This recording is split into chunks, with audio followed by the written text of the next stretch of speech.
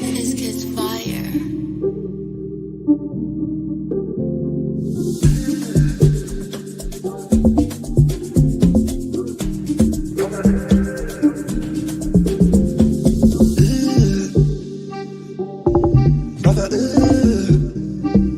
What's that? What's that, brother? What's that? What's that, brother? Brother, what's that, brother? What's that? What's that, brother?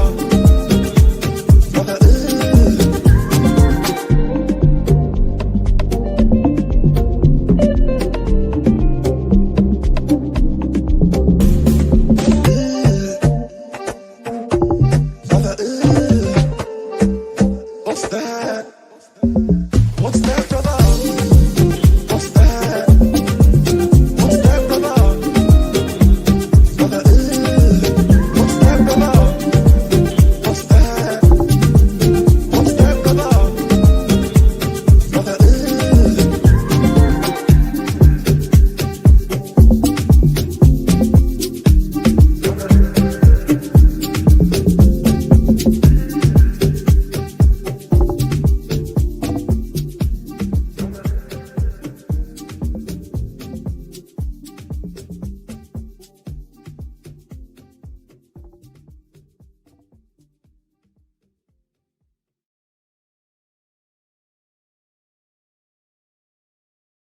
Yes, people, welcome back to another stream. It's the match review. Man City 3, Fulham 0. Liverpool have just taken the lead, by the way. I've got it on. I don't even know what happened, bro. I was looking at the PC, starting the stream in the next minute. The ball's in the back of the net. I don't really know what happened. But yeah, anyway, Liverpool are winning. So on. It's it. Fucking hell, man. Ain't no way this Liverpool team is going to be the first team to beat Sunderland at their gaff, mate. That'd be disgusting. Yeah, but anyway, smash these likes up on the way in, man. Hopefully you guys are all doing well. Hit the like button. Make sure you guys are subscribed to the channel as well if you're new. City closed the gap to Arsenal, yeah, for 3 minutes, for 3 points, lads. 3 points. The gap is now. Yeah, we're making moves.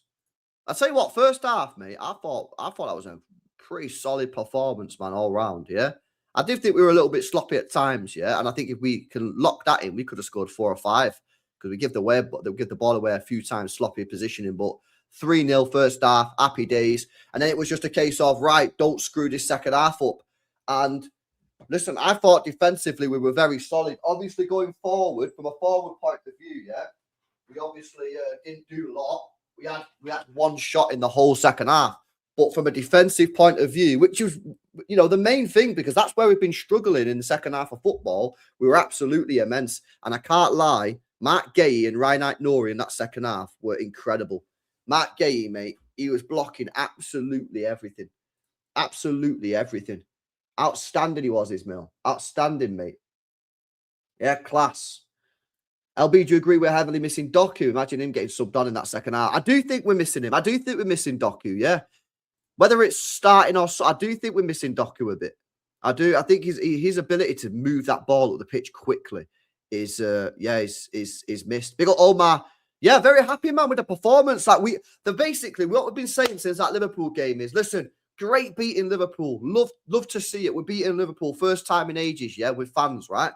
2003, last time we beat them with fans in that stadium. But you've got to go on now and kick on, because you can't be beating Liverpool and then dropping points at home to Fulham. And we did that. Job done.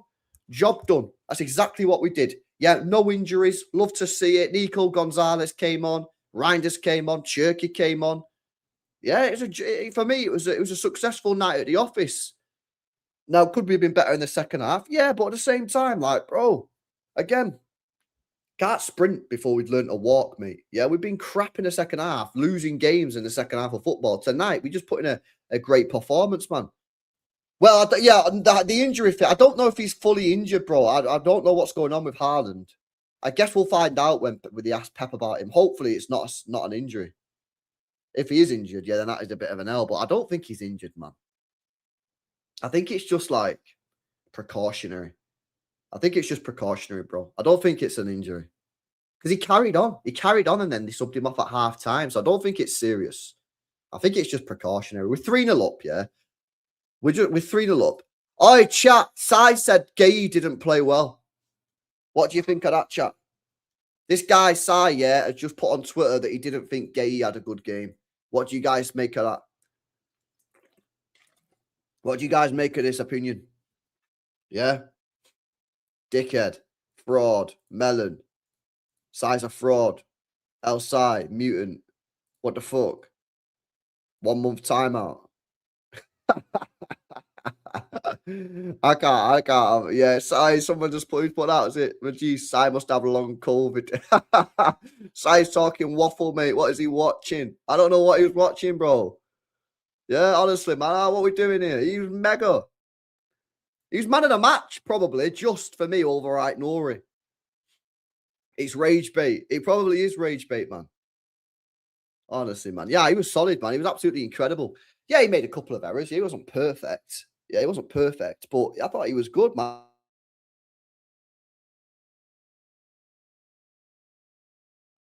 Yeah, I don't know if I've got that one. I'm not sure if I've got it. Where is it? Is it this one? Whatever the British and the government's got against us, it must be serious. Because they've tried everything, apart from shooters. A little lad's fighting his heart out here and get robbed in his own town. And British judges, you ought to be ashamed of yourselves, you political bastards.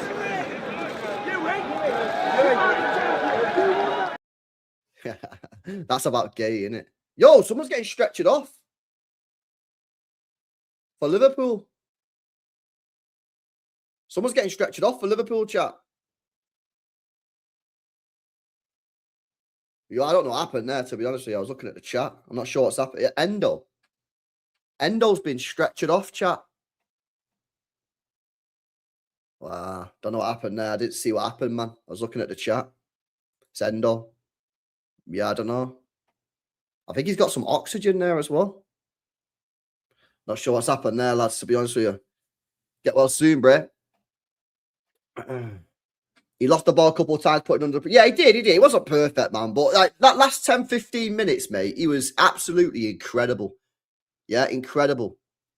Semenyo's equaled Savinho's goal record in 8 games, says Benno. Yeah, man, Semenyo's been absolutely fantastic. I mean, his output-wise. Yeah, his output. What's he on now for City? Let's have a look. I've got to sort it by club because otherwise it does. Yeah, so I think he's on 7. Is he on 7 GA? Yeah, he's got seven goal involvements. He got 3 in the Premier League goals, 1 assist, that's 4. 1 goal and assist against Exeter and a goal against Newcastle. Unbelievable. Unbelievable, mate. What a fucking impact this guy's made. And this is why we signed him. This is exactly why we signed him, to put the ball in the back of the net. And this is what he's doing. So long as he puts the ball in the back of the net, yeah, job done, mate. I don't think he's going to be the cleanest player in the world. Yeah, he's not. He's probably going to give the ball away a few times and frustrate people and that. But at the end of the day, yeah, that's what Salah's done for the last decade. I think that's the type of player he's going to be. Yeah, as well. Yeah, exact, Steve. Facts. He got one that chalked off as well. Yeah, that stupid bloody offside against Newcastle that they absolutely didn't need to get involved with. But obviously it's VAR, so they've got to get involved with everything, haven't they? Yeah. Going to mess Gay massively in the final. I know, man. I can't lie, mate. That's an L that we can't play in the final. But you've still got Cousinov in Diaz. Yeah, I back Diaz and Cousinov. But it's the calmness for me. He brings a calmness to the back line. And he can step out with the ball. He can play the ball through the lines. He's just an all-round mint centre-back. And the fact we got him for 20 million quid is unbelievable. I know he had 6 months left on his contract, but still, I don't care. I think it's a bargain, me. I think it's an absolute bargain. I really do. People will be like, rivals will be like, well, you paid 20 million for a guy you could have gotten a free in 4 months. I don't care because we might not have got him in 4 months. He might have gone somewhere else because he would have had every club in the world offering him a deal. And we've got to be top five centre back in the league for 20 million. Unbelievable. Unbelievable. LB so far at Gay that he'll erase the first 80 minutes of the game. That's BS, bro. That's BS. You're making it sound like he was dog shit, and he wasn't, man. What the hell's going on here, mate?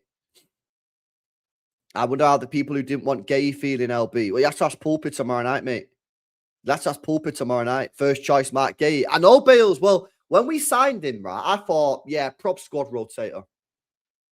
But the way he's playing, he's not going to be a squad rotator, which means he's got a tricky decision to make because you're going to have to, you can't not play Gavardio. So Gavardio's going to have to play at left back. And that's mad because Nori today I thought was fantastic.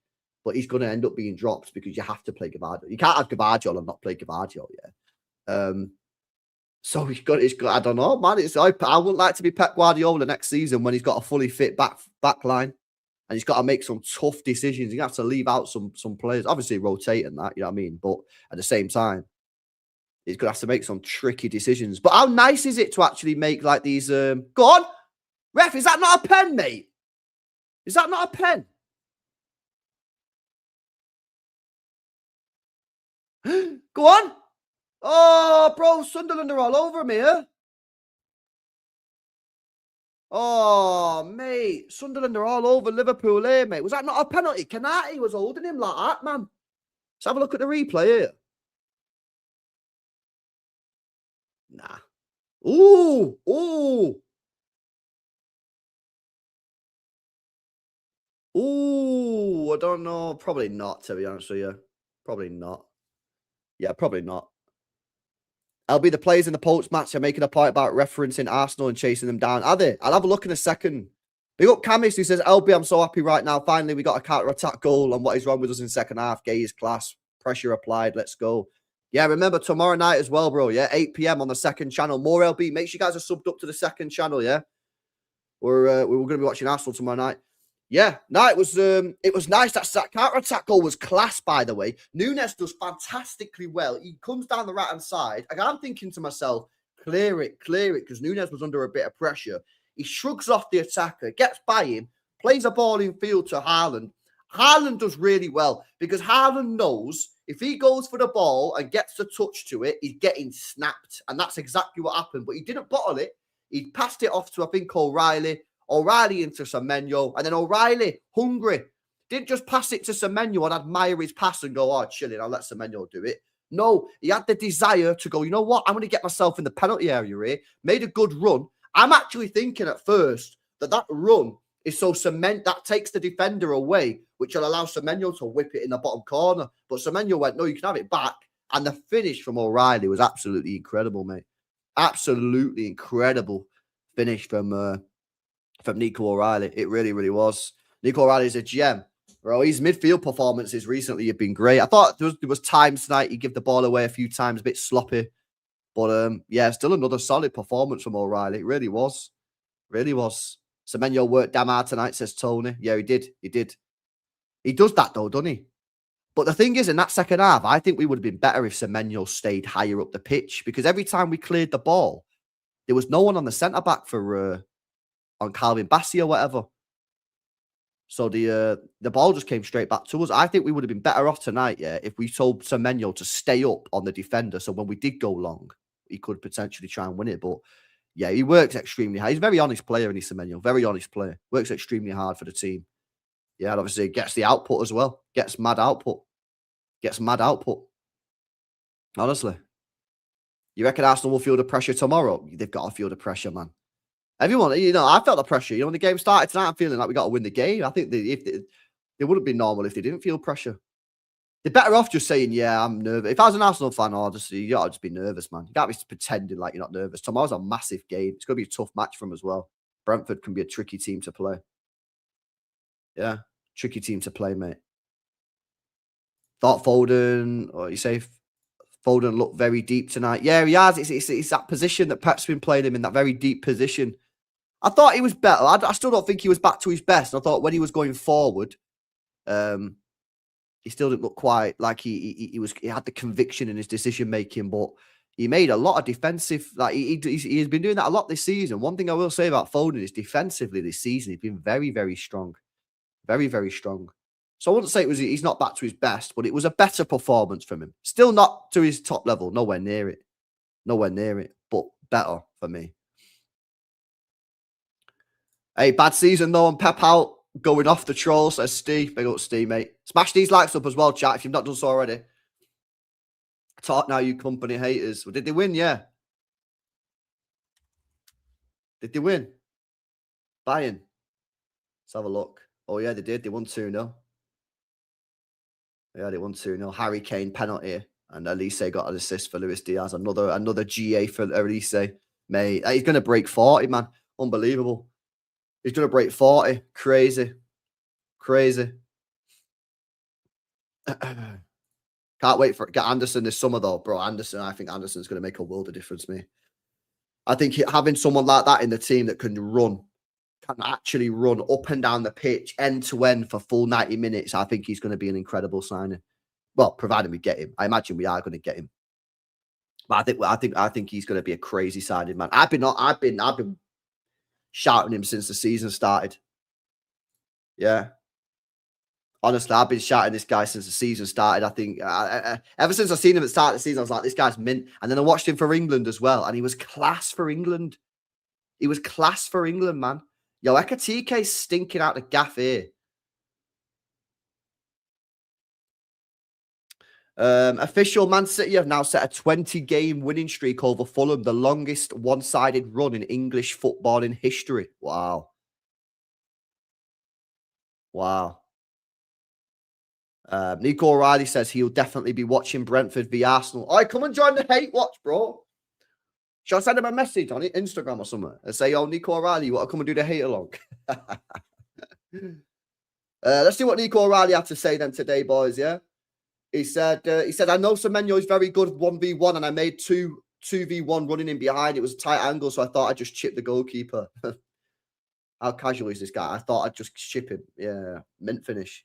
He says, "I love being in the middle, trying to dictate the play, break lines, and getting into the box." Yeah, he wants to play midfield, man. I don't think he's doesn't like playing left back, yeah, but he obviously wants to play in midfield. He's a midfielder. He wants to play in the midfield.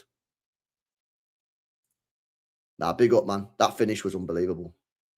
Ekatike's just missed another sitter like he did against City. What's going on with this guy, man? What's going on with this guy? Big up Joachim says, "I'm a cousin of Glazer. Can't teach physical attributes. When all the balls are always gone, we'll have monsters out there." Well, the thing is, he's not ballsed it for ages. Send the StreamYard link to Haaland. LB, do you think players are the ones dropping stinkers in second half because Pep did everything to give energy out, but it didn't work? I don't know, man. I think today is not really the game to go, did we drop a stinker in the second half? Because, yeah, we weren't amazing, right? We had one shot in the second half, right? But at the same time, I just think Pep probably just went, I don't know. It's difficult to say what happened in that second half today. I don't think it was the same as other games. You know, we were very defensively solid. Nah. And we've done that a lot in years gone by, gone 3-0 up on that, honestly. So no, I'm not deep in that second half too much tonight. Yeah, I thought we're defensively solid, man. LB, you have to come to that clip of company going sick in training on the lad, serious manager to me. He is. He's a serious manager. I don't know why so many City fans don't want him. Nemesis says, "Hey, LB, in my opinion, Doku being outmade, Aït-Nouri defend better. When Doku plays, he bombs forward too much, forgets his position, and now he's way more disciplined and more positionally aware." Possibly, yeah. It is possible that is one of the reasons. Nah, Aït-Nouri today was class. I had him. I don't know who my man of the match is, man. It's either Gay or Aït-Nouri.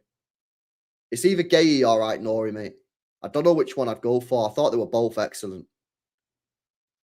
Gay did make a few errors, and Aït-Nouri didn't really. But Gay's defending, and especially in that last 10, 15 minutes, was incredible. It's a tough one. It's a tough one, really.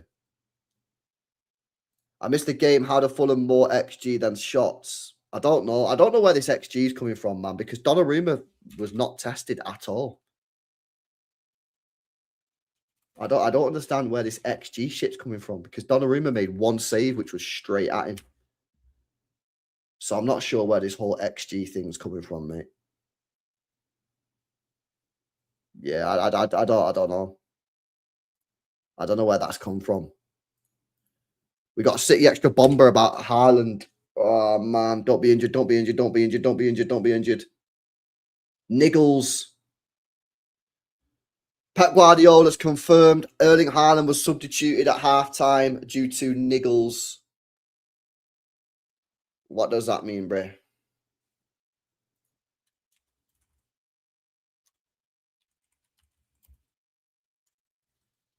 Honestly, man.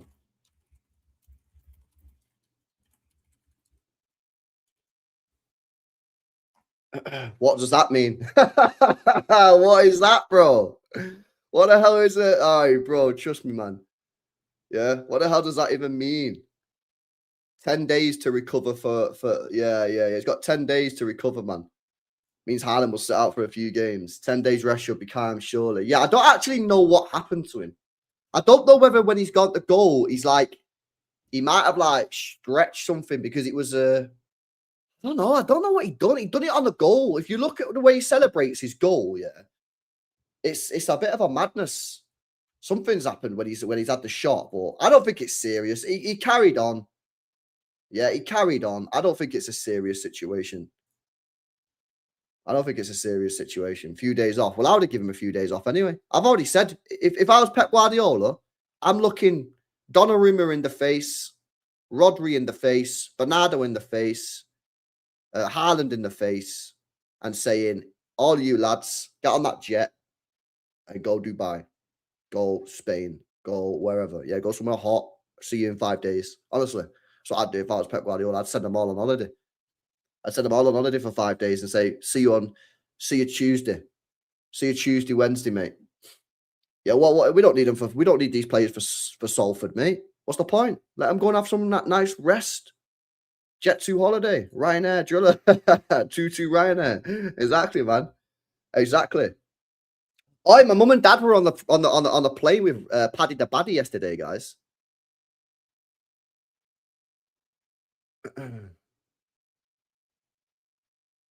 My mum and dad were on a plane with Paddy the Baddy yesterday. I don't know if he spoke to him, man. I need to ring my dad and see what he's saying. But yeah, on a plane. Pat just compared Huzanov to Walker. Well, he can be the Walker at right back, in my opinion. I don't believe this whole he can't play at right back nonsense. I don't think I've seen anything to suggest he can't play right back. Now, do I want him as my starting right back? No, but can he come in and do a job if needs be? Yeah, I think so. In the short term, for the rest of the season, I want to sign another right back in the summer. Yeah, but I think this season, yeah, I think he can do a job if we need him to. Now I know it's wasted, Elder. I know I agree with you, yeah, but the point of go on. Oh, bro, this number 9's crap.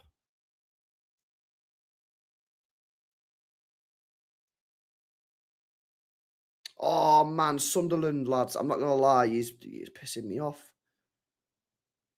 Good tackle. Mate, Sunderland are all over Liverpool here, mate. It's a madness. It's a madness. Honestly. Gay man of the match for me, says Bowman. Gay was fantastic, says Vic. Havertz, yeah, I've seen this before. Havertz apparently injured for a couple of weeks. I don't know what's wrong with him. He's a bit of an injury-prone player, isn't he? Oh, mates. These Sunderland players are so annoying.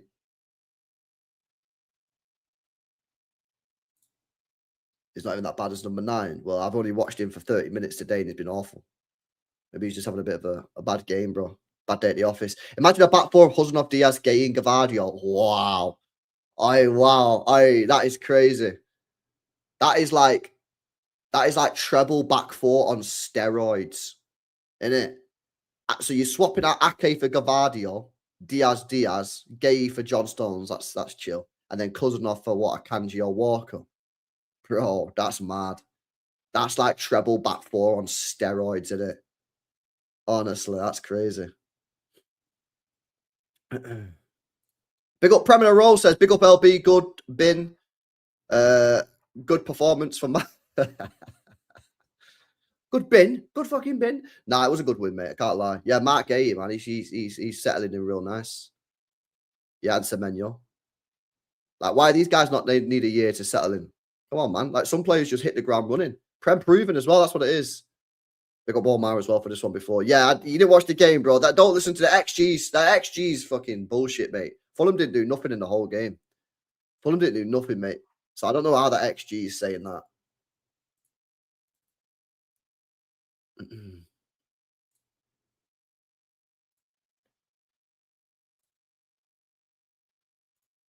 5 minutes left in this game, man. Sunderland about to take the first L of the season at home.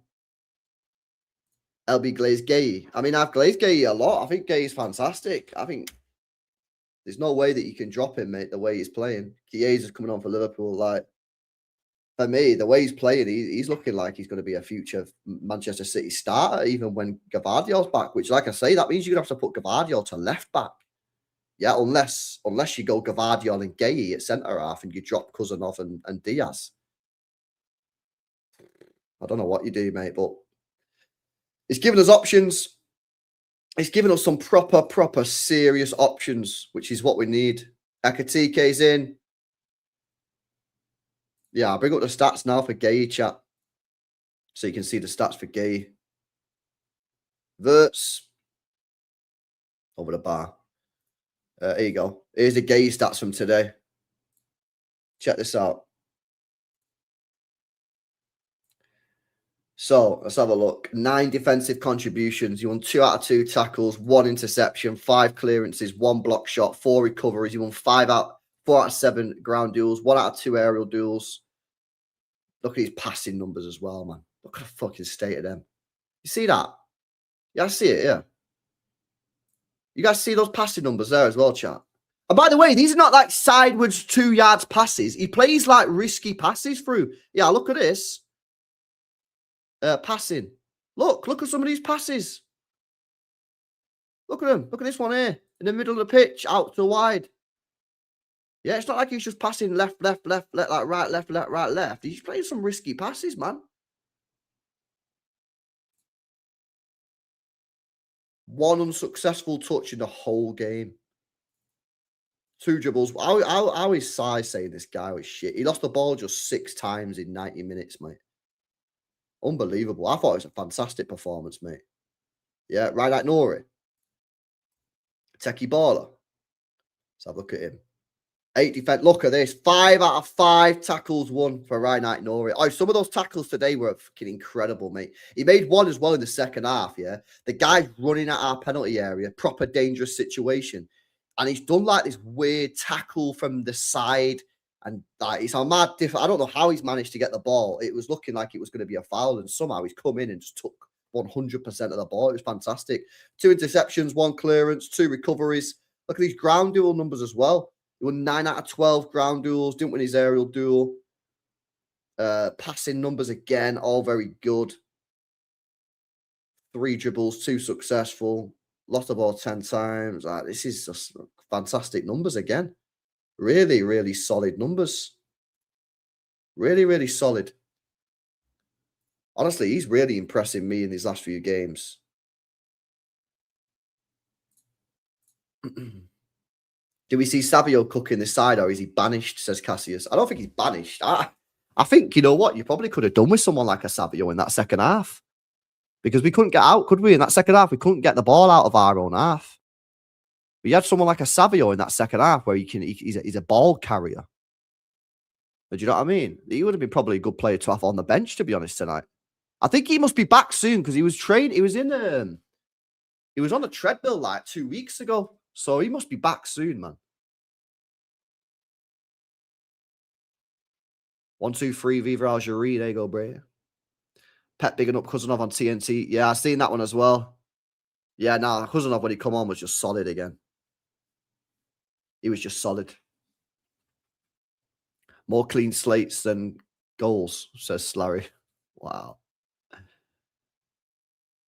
Why are City fans getting happy about beating a pub team? I mean, I don't know who you support, bro, but we previously won 1 game in 6 before we beat Liverpool. So it's nice to win a football match. It's nice to win a football match, man. Karl. Yeah. Maybe Arsenal should focus on winning the trophy, innit? That's what I'd say. LB, there was a Donnarumma save at the end of the first half. Low ball to the left and they missed an open net. They missed an open net. I don't remember the missed open net, bro. Can't lie. I think Randers and Mamush didn't help him at points in the second half. He looked frustrated after holding on to it for too long and then threw his hands up. Albie, what do you make of our ex-best winger at the club today, bro? Bob. Listen, I don't have the clip, man. I deleted the clip. Didn't I? So I can't even show you the best.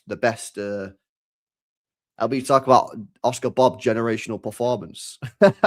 I don't have the clip, man. I deleted the best training goal you'll ever see because he left.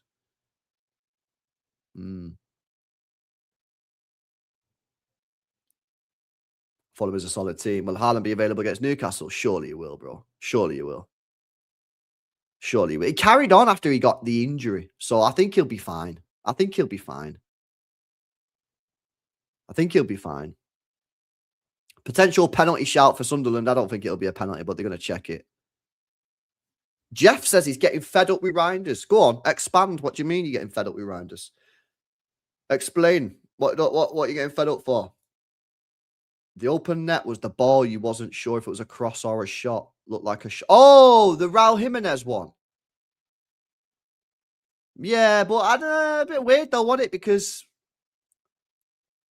I don't know what he was meant to, I don't know what he was doing there. No, I don't know if it was a shot or I don't know what he was doing. I'm not sure what he was trying to do there, Raul Jimenez, if he was trying to shoot or cross it. 7 minutes added time. Liverpool about to get the first win at the Sunderland Stadium this season out of any team, man. You believe that, chat? This is why buying quality players in the prime is needed. Don't mind the projects, but not Projects FC, says Steve. Exactly, mate. Facts. This is why this Mark Gay signing is probably going to be one of the best signings we've made in ages, mate. Yeah, because this guy is literally just ready now. It was such an obvious signing. If anyone watched Mark Gay, mate, you know he was just ready for this move. You knew he was just perfectly ready for the move. Absolutely incredible signing. What a brilliant bit of business that is from the club. Yeah, we need more players like this as well, Steve, because this team is still a little bit inexperienced. I mean, Bernardo Silva said it himself after the Liverpool game. He said, look, I'm trying to, this is an inexperienced team. It's a young team. We're trying to learn. Basically, what he's saying there is the young players need to fucking learn how to see out a game. That's basically what he's saying. It's why we need, in the summer, like, if you can. Like, do you remember that bit of news that come out? I think it was Jack Gorn said a bit of news probably about a month ago, that said Manchester City are looking for a midfielder in the summer that can come in, because obviously Bernardo's going, and replace Bernardo. And they're not going to play a lot of minutes, but they'll be experienced. So, and we remember we went through a list of like, who could it be? What midfielder could Manchester City buy this summer that's like probably about 29, 30 that has the experience of Bernardo Silva? Because that's what Jack Gorn was saying. I think it was Jack Gorn. Pretty sure it was. Salah's through. Dead. Mate, he's so finished, man. I can't lie. Kovacic. Yeah. Nah, I don't think it's going to be Kovacic, man. Kimmich. I said Kimmich as well, Ziad, bro. Because I think Kimmich still has a bit about him. And you know what with Kimmich, right? This guy's been at Bayern since what? Like he was 19 or something? When did they buy him? When he was like 19? I swear, I think he's been at Bayern since he's like 19, right? It's 31, yeah? It's only just turned 31. Yeah, he joined them when he was about 19. If you just said to Kimmich, listen, mate, you've done everything at Bayern. Do you want to come Premier League and experience Premier League? Like Schweinsteiger did? United just went to Schweinsteiger and, listen, lad, you've been at Bayern your whole career. Do you fancy coming United and playing the Premier League for a couple of years? And he went, yeah. He was probably not having the legs to do it really at the time. But if you said to Kimmich now, come Premier League and just do 2-3 years in the Prem before, going fucking Saudi or whatever you want to do, get your cash, I think he'd do it. I think you need some experience. Nah, Naimi, you're missing the point though, bro. It's not to play every game. It's to be a squad member. You've got to have experience in your squad, mate. Gavi. Oh, bro, I love Gavi, man. Gavi's so techie. I mean, he's not really the experienced geezer, is he? I think he's like 23, isn't he? No, he's younger than that. He's 21. I think Gavi's fucking mint. I think he's mint. I think he's such a techie baller. Is he fit now? He got a bad injury, didn't he? Break his leg or something? Nah, he done a cruciate ligament.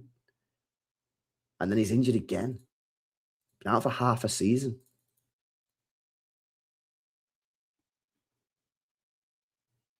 Bro, I think his knee might be cooked, you know. Bro, he had a cruciate ligament tear, yeah? And now he's had something called arthroscopy, yeah? And I've just Googled it and it says it's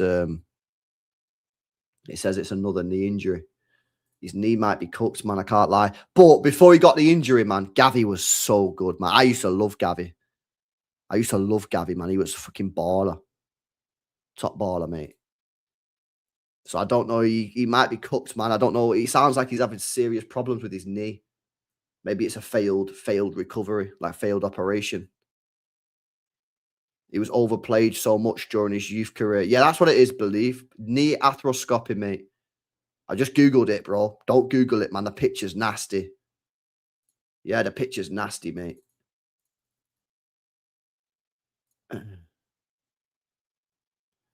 Let me have a look at this City Extra thing. What's going on here?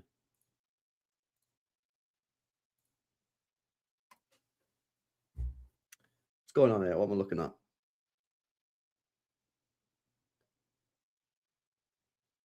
Oh, Pep Guardiola said, I've not spoken with Haaland, yeah? Pep said, I've not spoken with the doctors. I don't know what's going on. It's just a disturbance, fatigue or something. Yeah, he's chill, man. He's chilling. Don't worry about it. It's fine. He's fine. Don't worry about it, man. He'll be back for the Newcastle game, 100%. No way. Yo, listen to this. I've been talking about this for ages. Look at this as well. Oh my God, I've actually been speaking about this for so long. Pep Guardiola was speaking to Nunes after the game, yeah? And they asked him what he was saying. He said, I always say to Nunes, Matthias, you have an incredible pace going forward. Why don't you go up quite often? Bro, I say this all the time. I thought it was a Pep instruction. How many times have I said on stream, like, nah, Nunes needs to get forward more. He's mega. I just assumed that Pep has told him to stay back. I've always just assumed Pep has told him to stay back and just like, oh, don't go too far forward in it today because we need you defensively or whatever. But he mustn't be. He needs to get forward more, Nunes, man. He's fucking mega. I don't understand why he doesn't go forward more. He needs to get forward more, Nunes. He's so good. No way, as if he actually is saying that as well. Probably don't want to do all the running. Yeah, I know. Watch the KDB comment. What KDB comment? Pep Guardiola accidentally refers to Kevin De Bruyne. Oh, sad times, bro. Sad times. No way, as if Pep said that, man. That's crazy. Marco Silva said we gave away some shit goals. Simple as that. Yeah, you're banned, mate. You're not allowed to say that. Pep said it's not 3 points. After the game tomorrow, we'll see how many points it is. He's playing mind games. He also said about Kuzanov, I know I read this out before, but he said, I saw a few minutes Kuzanov right back, Kyle Walker type in his prime. I know he can do it. On the Ruben Diaz-Gay partnership, he says, I like it a lot. The personality, character, I think both of them, they feel comfortable playing together. Really good. Pep said it was a really, really good performance. What a performance. So happy for the guys. I think today they showed themselves that we're able to do good things. I think so as well. Man. I think so as well. Nunes was being told by Diaz to get forward. Nunes' turnaround needs to be studied. I thought he was done after Pep comments in his first season. I know, man. Can you believe it? It's a mad recovery. Fair play to the guy, man. Like, he's been absolutely incredible since last January, really. You know, if you think about all the things that he's had to deal with. Yeah, he dealt with a fan base that most people would have happily drove him to the fucking airport after that Man United game when he single-handedly lost us the football match. basically called him too stupid to play in midfield. That was one of the wildest things ever. And yet he still somehow managed to like fix up and just be good. You know, fair play to him, man. Fair play to him. Honestly, like, he's done really well. Long may it continue. Keep it up. One of the biggest miracle stories in football, says Keel. I don't go that far, but yeah, he is. Cafunas is a true mentality monster. Honestly, man. Let me send a link. A couple of the lads are available. Let me send the link, man. What's this? Hugh sent me a video. Back to back, man of the match.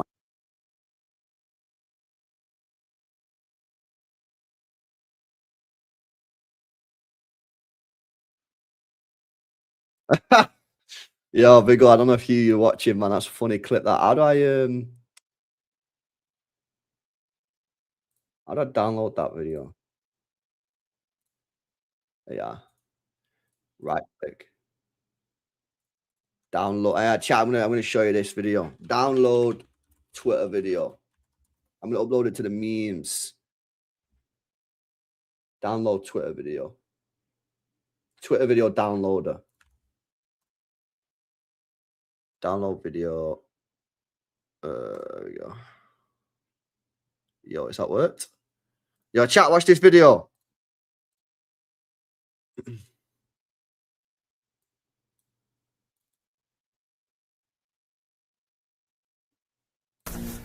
Ahora sí va, en serio. Ahora seguro. Tic-tac, tic-tac, tic-tac. Empezamos. Captain's trim. Look how much he loves to defend. You shouldn't love defending this much. It's not normal. Look at his trim. Do you think he uploads snaps after he gets his trim? No. This trim is for reliability. He doesn't want to see the barber. Never seen that one, you know. No, I've never seen it as well. It was funny though. I was saying in the watch along, Danny, I said he actually loves to defend. You can tell he loves to defend. I know. It feels like watching Diaz in his first season. And he's a bit more calm on the ball, I think. So yeah, he's so chill with it. It doesn't look like it bothers him either. He's so nonchalant, for lack of a better way to put it. He's just tremendous, isn't he? He's fucking mint, mate. I think it's honestly, I think it's going to go down as one of our best signings in a long, long time, mate. Yeah.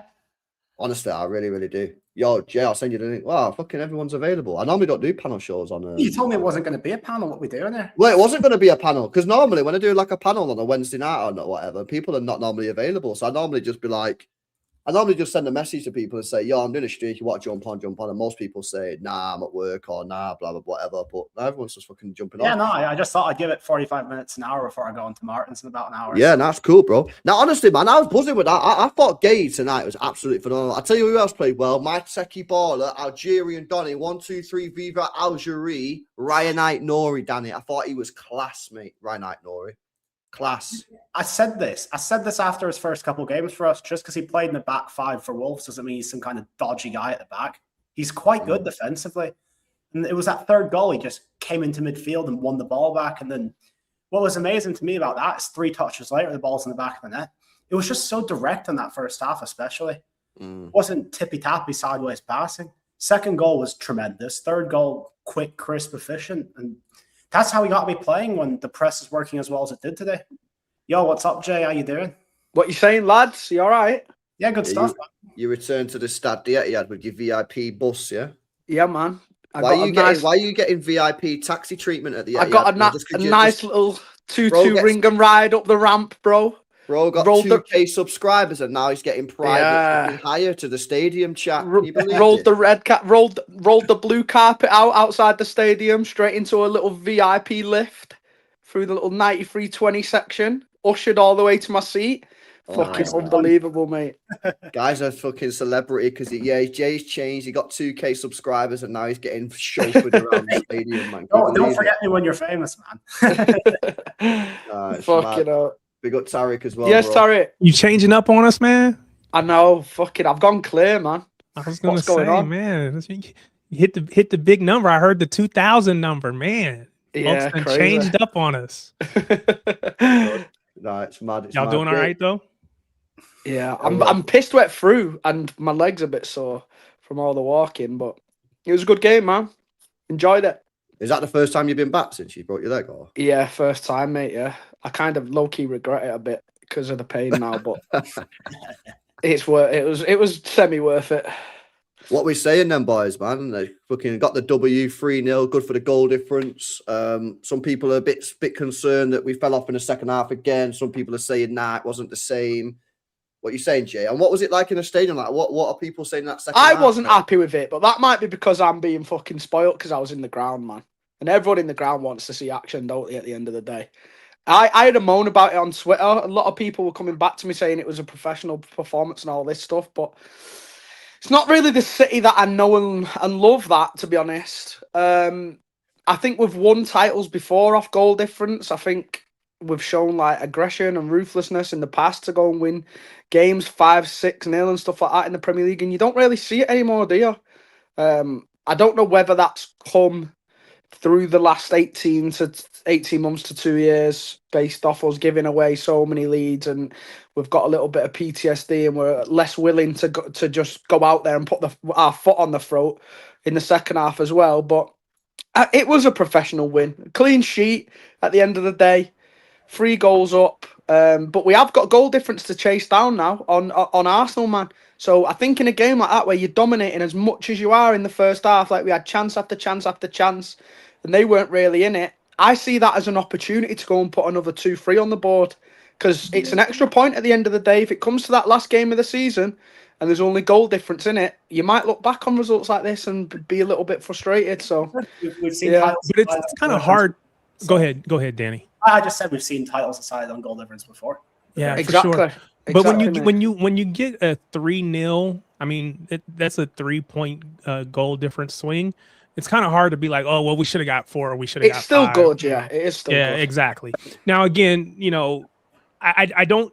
Again, so for me, watching while trying to work, so you're kind of doing 2 things at the same time.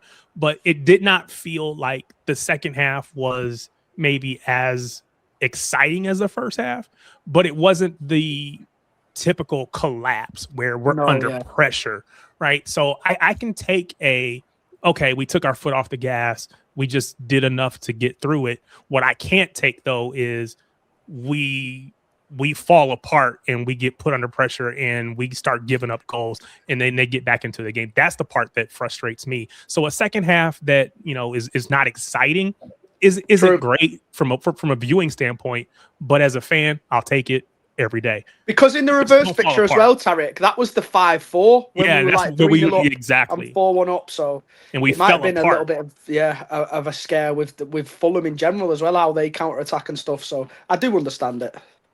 Yeah, I don't think that second half was the same as other second half performances. That's what I'm saying. Yeah. Yeah, I know. Obviously, we dropped off, but I just think that I feel like, listen, I would have loved to go out there and score a couple more goals. And I do agree that maybe at the end of the season, you might look back and go, maybe that was a missed opportunity to get a couple more goals if we do lose it on goal difference. However, I feel like when you've won 2 games in 7 and you've been collapsing week in, week out in the second half, the main thing for me in that second half was to not do that.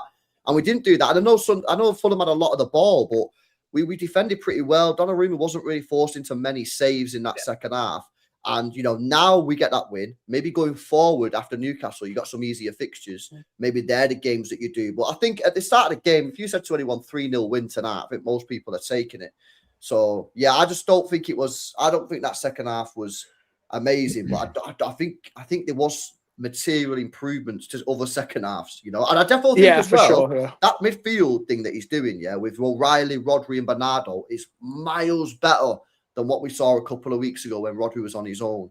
Like teams don't play through us anymore. Like they'll always have a couple of chances. Yeah, we got to remember that oppositions aren't going to have chances, but we're a lot harder to play through, in my view. Yeah, so that's obviously a massive point as well. Yo, big up Pat as well. Pat, what you saying, man? LB, everybody, legends in the chat. I hope we're all doing well after that. Big 3 points, happy days. Look, just going by what everybody else was saying about that second half in particular, I'm glad we got the job done, early on in the game, killed it off and everything like that. But I got to say, this season, that was probably for me one of our most convincing second halves in terms of foot off the gas and levels of control in a way. For me, I think you have to accept the fact that it's not going to be as when we take our foot off the gas and we try to control games that way, it's not going to be as convincing as it was in treble seasons or 4-in-a-row seasons. We have to accept that because we play a lot more direct. We're willing to take risks, and occasionally you get erratic passes, and we do have turnovers in possession. But in terms of the way we played there today, I think there was enough going on that you felt convinced that the only way Fulham were going to get a goal was maybe something extremely scrappy, or maybe a bit of a fluke deflection or something like that. So I'd probably say from about 60 to 65 minutes, I felt convinced that we were maybe not going to get a clean sheet, but we felt like we had enough control over that game that it wasn't going to be, we weren't going to be terrified, of those last, 10 or 15 minutes of the game like we have been over the last 18 months or so. So job done, really happy with the performance, and can't really discredit the performance in the second half, to be honest. Yeah, it was more outside of the first 10 minutes, which I thought were a bit dodgy. I think Rodri had a very casual turnover, Gay had a horrible touch when he sort of charged forward a bit. After that, it was just dull, boring, and that's fine. Boring. True, Danny. And I think it just comes down to the fact that, when you're going back and have a look at those treble 4-in-a-row seasons, and maybe even a couple of seasons before that, when we used to have games like this, we put our foot off the gas. It's definitely not as convincing, but that comes down to the way we play now. No, absolutely. And I'm hoping the Haaland sub wasn't injury-based, but the kind of attitude just felt like they knew the job was done. Just save energy for more important games. True, Danny. I think all this rotation it's benefiting the players in a big way, because I think we're going to see a lot of rotation again against Salford, and the fact that the players are going to, there's going to be some players there who may even go about 10, 12 days between fixtures, and that's not necessarily good for match fitness. It certainly is going to be a breather for a lot of our players, but I think a few of them still need to keep match fit, with Newcastle coming up next weekend. So, I think it's important to do a lot of rotation. I think we'll see plenty of that. I wouldn't be surprised if we actually see quite a strong lineup at the weekend against Salford for that reason, because if we had a midweek next week, you may see a bit more academy, but I think that there's probably more focus on actually quite a strong, unfortunately for Salford, we may actually go out there quite strong on the weekend. Yeah, and I think the injury situation, I said this on Tarek's channel yesterday, it's such that the squad is too big for us to even put out a weak squad. We could make 7 or 8 changes and it's still going to look very, very strong on paper. Still super strong. Like he'll make changes. Maybe it's going to be Reinders, Nico Gonzalez, and Stones come back in, maybe. So, perfect game for Stones to come back in, Jay. Yeah, perfect game for Stones. Yeah. I'll tell you what, though, Jay, I got something for you. I think part of the reason why we did drop off in the second half was because Haaland went off. What's that got to do with me, bro? Whoa, what do you mean? That's nothing to do with that. That's just a mentality, defend the lead kind of thing. That it's got nothing to do with the personnel on the pitch. I need man. to get Come on. 50 Cent. Why you say fuck me for? No, I'll tell you why. I'll tell you why, because I felt like in that first half, right? Haaland was occupying the defenders, So when we went long, that was then giving freedom for Bernardo Silva and Foden in the midfield, and they had the space. But then when he went off at half time, I felt like Semenyo and Marmoush didn't do what Haaland did and occupied it. They sort of still occupied that Foden Bernardo space, which meant when we cleared the ball, it just went straight to Calvin Bassey or the other centre half, Anderson or whatever he's called. And then they were completely unmarked. So then they got the ball and then come straight back at us. I actually think in that second half, we massively missed Erling Haaland, bro. I think it's the system, bro. I think the team in general just suits the system so much better with the 4-2-2-2. With when Semenyo's up next to Haaland, or if Marmoush is up next to Haaland, or if it's Marmoush and Semenyo, it just seems so much easier for the other striker to be able to find space in behind and be able to make runs coming from outside to win and stuff like that. There's so much more room to maneuver, man, when you're occupying both the centre backs at the same time. So I do get it. Haaland's listened. He has improved the last few games. Fair play to him. He's obviously been watching the channel. So big up, man. Keep it up. I want to see you doing in big games now. So you just did it in a big game. What are we doing there? You got a memory of goldfish. What, Liverpool? Yeah. Penno, man. I can't have pennos. He did get the assist though before. He did get the assist. Yeah, he had a decent game, but his all-round game I don't think was great. It was a lot. His all-round game was better. If he didn't get the assist in the penalty, Sunday. we would be killing him, right? But he got the assist, so it changed how we look at it. He's improving. He was a lot better tonight. His all-round game, the link up, the link up play as well for the Nico Riley goal was very good. But yeah, I think it's a City issue, the second half thing, rather than a personnel issue. I really think it was a Haaland thing. I think it was Bro, fully have you Haaland. seen what Joe's just put in the group chat? Yeah, he sits in the north stand at City. Yeah, he's not seen a goal at his end since mid-December, and you're telling me it's just a Haaland thing? I was probably Like, at that game. No, Wow, today, that's crazy. today was a they've Haaland not thing. scored a second half goal since mid-December at the Etihad. That is dark. But That's yeah, crazy. winning game. 2 months, mate. Which is crazy because since we moved to the Etihad, 20 years ago, they said more goals have actually been scored at the family stand end than they have been at the South stand. Yeah, no, that's usually why we attack it in the Historically, we second score half, more. innit? Yeah, Because it's like where all historically, the we home score fans more, yeah. sit. Yeah, crazy. Interesting. Mm. Maybe he's the problem. I think so. Yeah, Needs You'll have move to where he we'll have sits, to yeah. move him. I think it's Yeah. that new stand, mate. It's that new stand. They just Oh, yeah. they just put off on it. That's Oi, good, that, Pulpy, do not call me shameless, yeah? Because Mark Gahey dropped another world-class Oh, performance yeah. tonight, and I you know. said he's not worth the money because Yeah. he'll be third or fourth choice. So You hold said that, you bum Yeah. dosser. You did say that, bro. You did say that. Yeah, you actually advocated to not sign. I can take it off player. anyone else, yeah, but Pulpit has dropped some absolute stinkers the last couple of months. So he's not allowed to chat to me about Haaland. Sign Morgan Gibbs White as well, man. Come on, man. Pulpy, where you at? Where you at? The link's available if you want to come and defend yourself, bro. Yeah, but He's dropped honestly, out, man. another man of the match performance. Did you guys have Gay? All right, Nori's man of the match. Oh, gay for me, hands down. I had Gay or Nunes, me. I know Nunes had a few dodgy touches, but I just loved how much he was getting forward in that first half, man. He was the biggest threat. We could have scored about 2-3 goals off of Nunes, but probably Gay on the whole, yeah. I thought Nori tonight. Can we speak about Nori for a bit as well? I have to find the Algeria kit because he was very saucing- good again, man. Bro, he very was good. saucing out. I had to go and find it, man.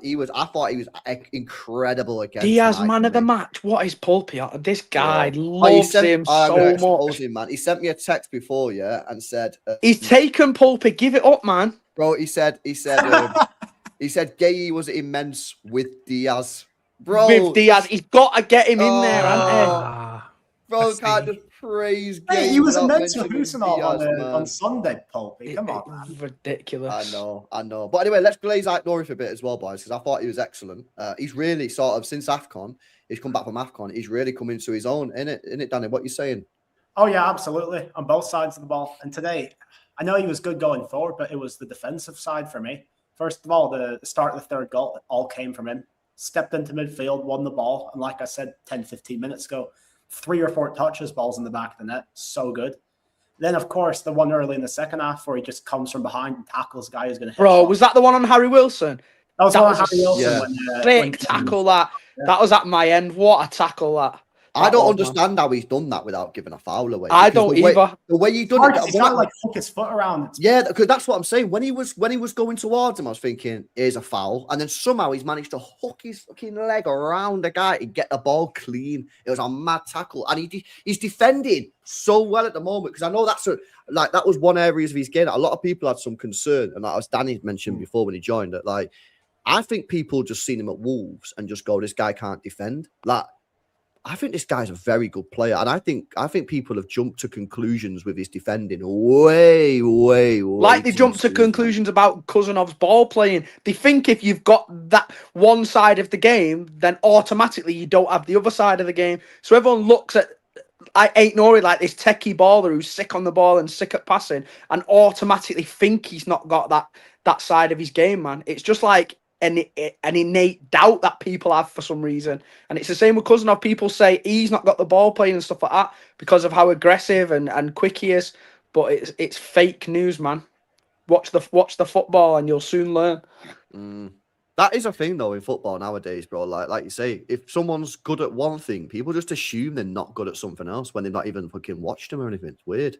Well, they also base their performances off the team that they played for before they signed for us. Well, I was going to say part of it is playing for, I mean, especially defending. It's so much about the structure around you. It's not usually it's not one person, just one-on-one. That's it. It's everybody around you contributes to the ability to keep a clean sheet or give up goals or break down in second halves like we've been doing, right?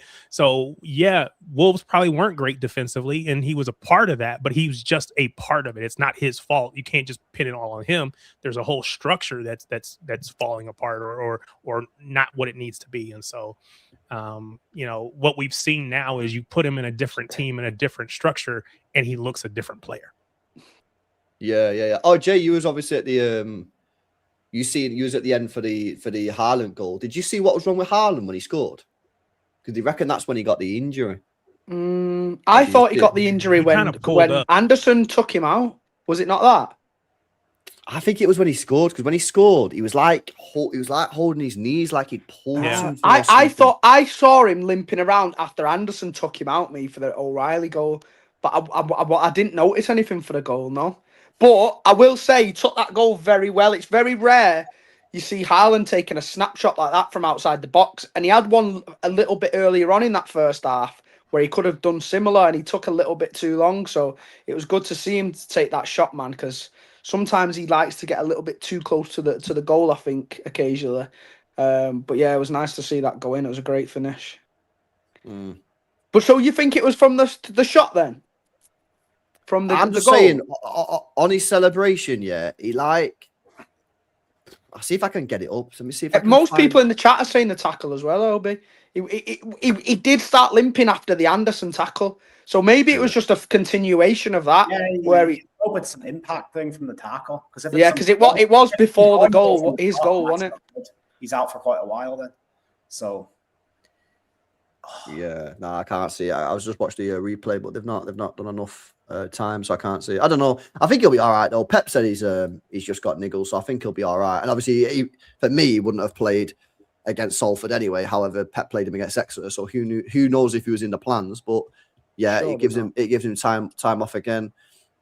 He gets fouled and it's from there. Yeah, maybe it was then. Maybe it was. Pep said he basically was all right. He thinks he'll be fine. He said it was just said it was niggles. Let me just do this chat. Andre said chat went from wanting Haaland dropped to worried if he'll be fit for Newcastle. This fan base sometimes, says Andre. Big up to you, bro. Yeah, that goal was nice tonight, man. I can't lie. 3 touches. Like sometimes, you know what I say all the time is like sometimes these players, take too long. Yeah, I agree. Like that's I always like. You see Night Nori do it a couple of not today, but he's done it a couple of times in the last couple of games where he goes through on goal or something. Delay. It's like sometimes you just got to pull the trigger quick time. Foden did it a few times, man, in the first half where he could have shot and just it's obviously confidence with him at the moment, but he's not pulling the trigger in time. He's giving defenders a chance to get back and get a block in, or he's looking for a pass instead. He needs to get back to fucking Foden where he's taking one touch onto his left foot and bang, man. There's no better in the world at doing that when he's on form, where he's taking the ball on the half turn like that and whipping it top corner. That's usually Foden's bread and butter, man. He needs to get back to it. Yeah, his final action was just a bit off all day. Even the final ball was a little bit overhit, wasn't it? There was one on the counter where he had the easy pass to Nunes and he just totally underhit it. I'm like, oh, man. There was one to Semenyo as well, I think, where it was like him, Haaland, and counter-attacking, and he overhit the pass and it went out of play. He did frustrate. I know he got the assist, but he did frustrate me again tonight, Foden. Just like you say, his action in the final third, he just seems to be making the wrong decisions or overhitting or underhitting a pass. I don't think it's the wrong decisions. I just think the execution was just way off today. Late of pass. He hasn't played in a couple matches. Do you think that's just a little bit of rust? I would like to see him play against Salford just because I think he just needs matches. Yeah, he does. But it's hard though. If he's not performing, it's hard to keep a running to have a run in the team. If he can't perform against Salford, then I don't know who he can perform against. Yeah, he'll play against Salford. He's got to play against Salford. I think he was 100%. better. I think he was better than he has been tonight. But when he was running at the defense, you just kind of felt like he don't know what to do here. You know what I mean? Like he did. Like normally when Foden's running out of defense, you're thinking, right, he's either going to shoot or like he's going to. And you just kind of felt watching him that. He doesn't know whether to pass to him, or shoot. Like the indecisiveness in his game. I do think he was better tonight. I do think he was better tonight than he has been. But yeah, that's not a lot. That's not really saying a lot, though. It's not saying a lot. And like we know that when he's good, he's one of the best players in the league, and he is miles off it. And I don't know why he's miles off it right now. But I don't know. Yeah, I would play him against Salford. I think because the thing is, let's be honest, he's not playing against Newcastle next weekend. So No. you might as well play him against Salford because he won't be starting the game Yeah, against why not? Newcastle next week. You know what I mean? I would say though, he does some fucking phenomenal defensive work. You know, Yeah, he Goes under does. the He radar. worked really hard. He did work Bro, really hard. It does. defensively. We can say that maybe the offensive side of his game at the moment ain't on it, but the defensive side of his game is ridiculous. The amount of like fucking tackles he puts in dangerous areas, you know, as well. So fair play with him on that, but that's not why he's in the team, is he? He's in the team to create and score goals, and yeah, that's not really coming right now. So hopefully he can get back to it, man. We got LB in the chat, says LB, the guy who pays you for PR done another hamstring. Who's he on about? Who do you Bruno. usually go? Who do you usually go? Bruno Is G. Bruno Bruno G. G. But he didn't even play tonight. Was it last night? Yeah, Did he they get played injured last Tottenham night? last night, didn't they? Yeah. Maybe Bruno G got I got thought injured last night. did he not score a pen last night, or was that a different one? No, he didn't. Did he? I don't know. The game before he got a goal and an assist, but I don't know what he did Yes. last night. So there's a good chance Bruno G will be out next weekend. That's great news. If so, Yeah. But he might That's not. a huge void in their midfield. Yeah. Yeah, I don't know if he would have played anyway because they've got them Karabakh games, isn't it, that they need to win. So they might have just put the City game off anyway. oh shit, yeah, they've got qualifiers, haven't they? Big up Joe as well, says he's Yeah, they've Punes got- no more. About Matthews Nunes. Matthews Nunes is fucking incredible, It's man. I fucking can't lie. mint, man. So mint.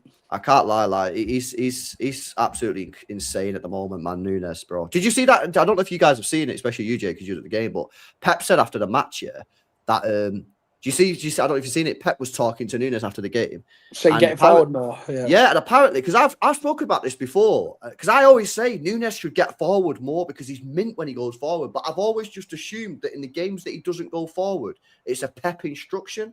And maybe Pep's told him to stay back a little bit and maybe a bit more. But nah, it sounds like Pep is actively telling him to go forward. And sometimes he just doesn't. I think Nunes should be flying down that wing. He should. And he was first half, to be fair to him. He was getting in behind loads in the first half, I thought.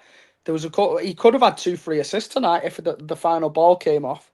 Is that because of Ait Nori playing on the other side, who is bombing down that left side so much more? That's than, the thing. It's hard to do, innit? Nico O'Reilly did. You think so, but Pep's telling the journalist that he's telling Nunes that he needs to get forward more. Because that's what I basically have always thought, Tarek. I've always thought that, the reason why Nunes doesn't go forward as much is because Nico O'Reilly's bombing forward or Ait Nori's bombing forward. But by what Pep's, it'd be, you know what, one of the journalists should probably ask him properly in the presser, but I don't know. Weird. Anyway, Pulpy. All right. Yo. Captain's trim. Look at how much he loves to defend. You shouldn't love defending this much. It's not normal. Look at his trim. Do you think he uploads snaps after he gets his trim? No. This trim is for reliability. He doesn't want to see the barber.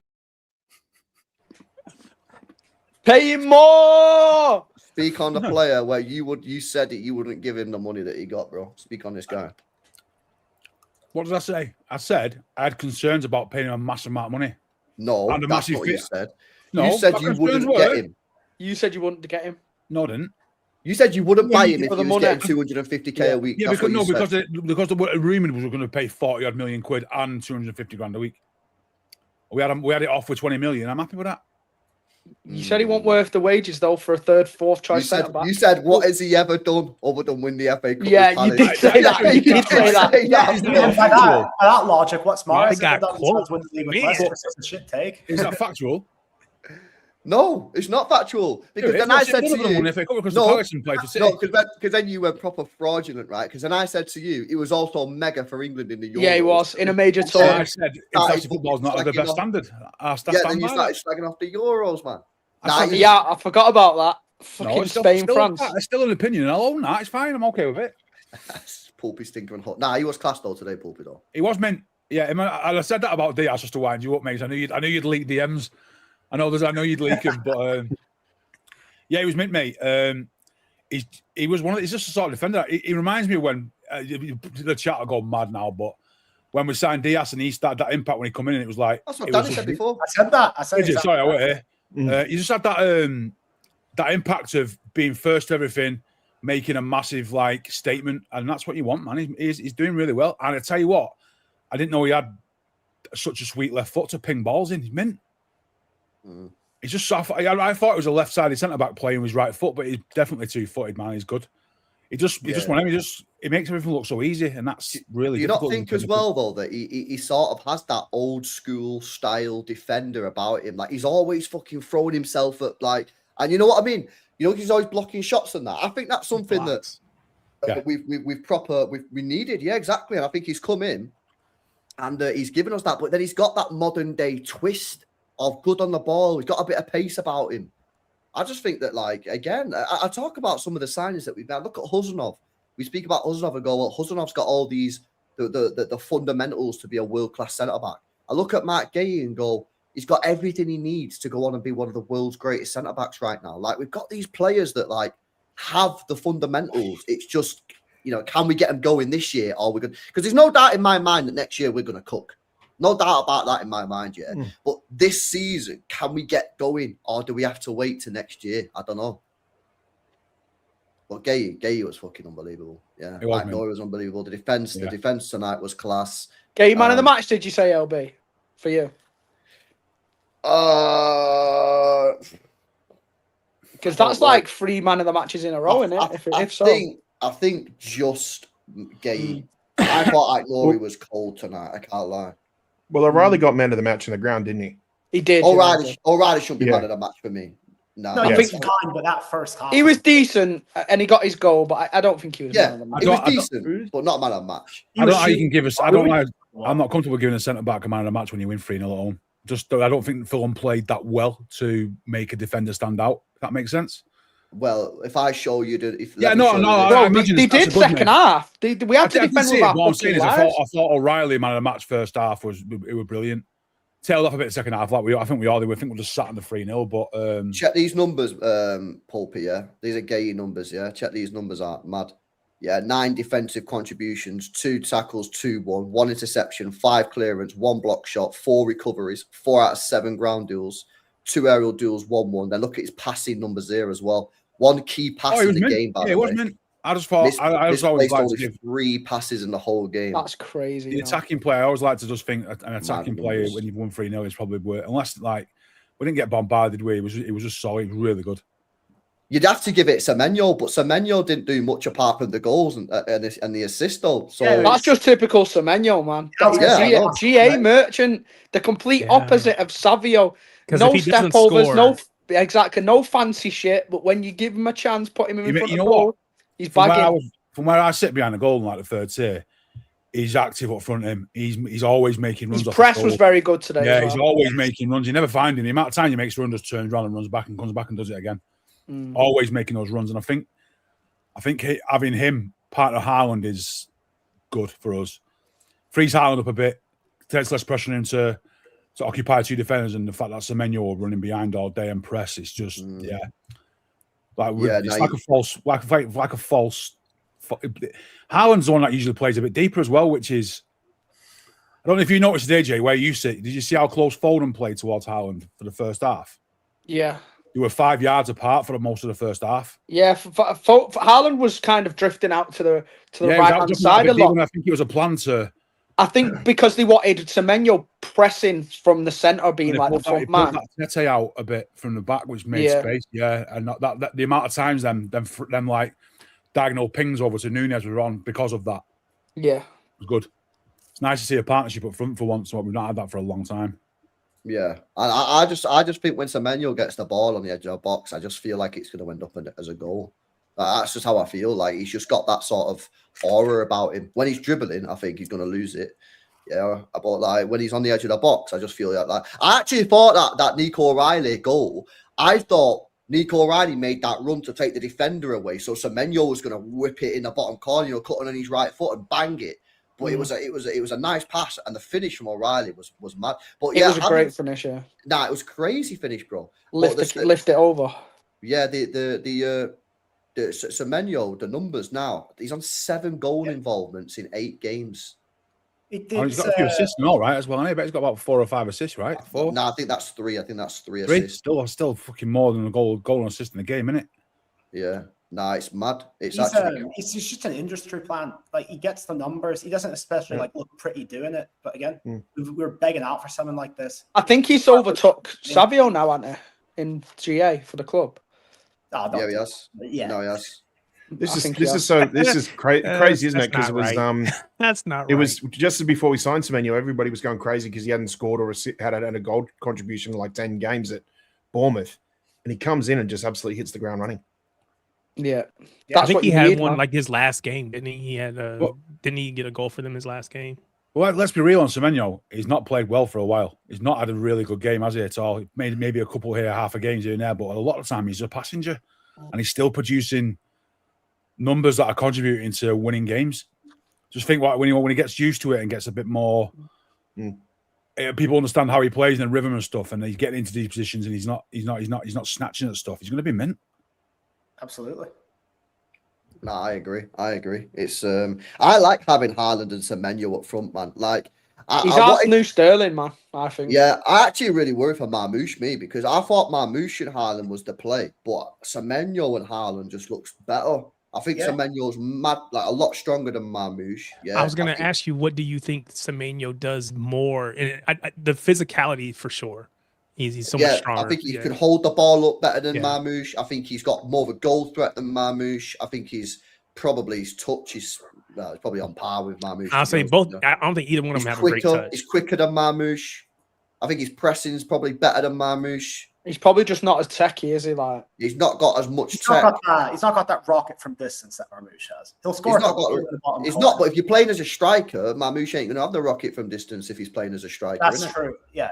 But fact of the matter is, like, you can't do that front three that we did on Sunday. I didn't really like that. That's dead, man. You got to have. There's zero tech, man. I swear down, I've got better tech than them three players, bro. I swear down, man. I mean, really, I might not be like a good footballer in that, but I got some tech. Me, Jay, you see me with the tech. Yeah, it's not. I won't be talking too much about it, bro. You're a lanky fucker, you are. But like, you need a Foden or a Cherky in there for me. I think if we would have had Cherky in that first half, I think we could have had even more goals, to be honest with you. But yeah, I'm trying to think. Rodri, second half he started to fade a little bit, but I feel like Rodri's just slowly but surely getting back to a decent level. You could tell he was getting frustrated with himself at the end because he'd done like 2 or 3 passes in the space of like a minute where every single one went out of play or whatever. But I'm concerned about how, because let's be real, he's for the last month he's still been gassing at 65 minutes, 60 minutes, and he's gassed again tonight. I'm really not surprised, me, Pulpy. No, I know, but I'm saying is you expect him to sort of ease into it. He just seems to be constantly hitting that wall. 65 minutes, he's done. He was done today. You could tell he was done. A couple of lazy passes, and he was people were moving past him. No, I'm not worried at all. I think you've got to be prepared for this to take a while. Yeah, he gets 10 days now, though. So I don't think we're going to see Rodri the 90-minute man until we're about maybe 3-4 weeks into next season. Yeah, I don't think you'll see him. I think Pep said he won't be back until like the end of the season or like next season. You got to remember as well, though, he just done a 40 minutes Anfield that took a lot out of it. That's a lot as well. It was only 3 days ago. That was 3 days ago. Yeah. So I feel like today he was never gonna you was never gonna see that improvement in fitness towards the end. Now, as Danny said, he's got 10 days off now. That Newcastle game, it'll be interesting to see what he's like in the last 20 minutes of the Newcastle game. Now that he's got that recovery and rest, yeah, I think that Newcastle game is going to be a really interesting one because a lot of the players that played tonight, like the key players, the number one players, a lot of them are going to be rested now for 10 days. And by the time we play them, we're going to be probably 9 points behind. Hopefully, it'll be less. But probably going to be 9 points back. So again, the pressure will be on in that game, Saturday night football. Do you really think he's going to rest a lot of these players at weekend? Yeah, I think he'd be stupid not to. He's got to, man. Nah, I don't think he will. Not many of them. Last time we played Exeter, though, we didn't have quite a lot of people available. Yeah, but they've got a week off though for a change after Salford. Pep doesn't like. Pep won't leave. He won't leave. He won't change the full squad. He'll 6 of those out of play today will start Saturday. No, I think I'll make 7. But saying that, I think 5 of them will be subbed after an hour. Marmoush can start. He can start. Reinders, Nico G. Foden can start. Stones has to come in. Rico Lewis. All of them will play, man. I'm changing that. Do you think Naipan will get a start? No. Maybe Naipan as well. Danny yeah. said he didn't I'll look put it good in when he played in the academy the other day. Yeah, but then again, he wasn't getting played much at Middlesbrough, so he's a bit rusty. But I wouldn't be playing Naipan, man. Like, we're meant to be a serious club, innit? Like, I'm not playing Naipan who's just come back to the football club. We was playing Mikasa in all the other games. What? Makasa's that legit City player, though? Is Naipan not a legit City player? No, he's a player that we bought and then club. loaned He's a out to legit City Middlesbrough. And it's been He's still a fucking legit City player. He still plays for Man City. I mean, he's a City player, but like he's only come back to City because he wasn't getting minutes at Middlesbrough. This is a serious competition. I want to win. I mean, we did just send Mikasa to Leicester, so in it the other way round, send him off. No, that's completely different. Mikasa is a City player that's come through the academy that was getting games that we've now loaned out. Naipan's a guy that's probably never spoken to any of the City players, got loaned out to Middlesbrough, brought him back because he couldn't get a game, and now you want to play him. Yeah, I see what you mean. Did you not? You threw Max Lane straight in, didn't we? We had no fucking players. Yeah, it's different. Give him a chance, man. Oh, do you know what else was embarrassing tonight? Talking about academy merchants, yeah? Puppy, if I find out that you were singing Oscar Bob Bob Bob at that game today, me and you are done. Do you know what? I didn't even know he'd come on. Bro, our fans...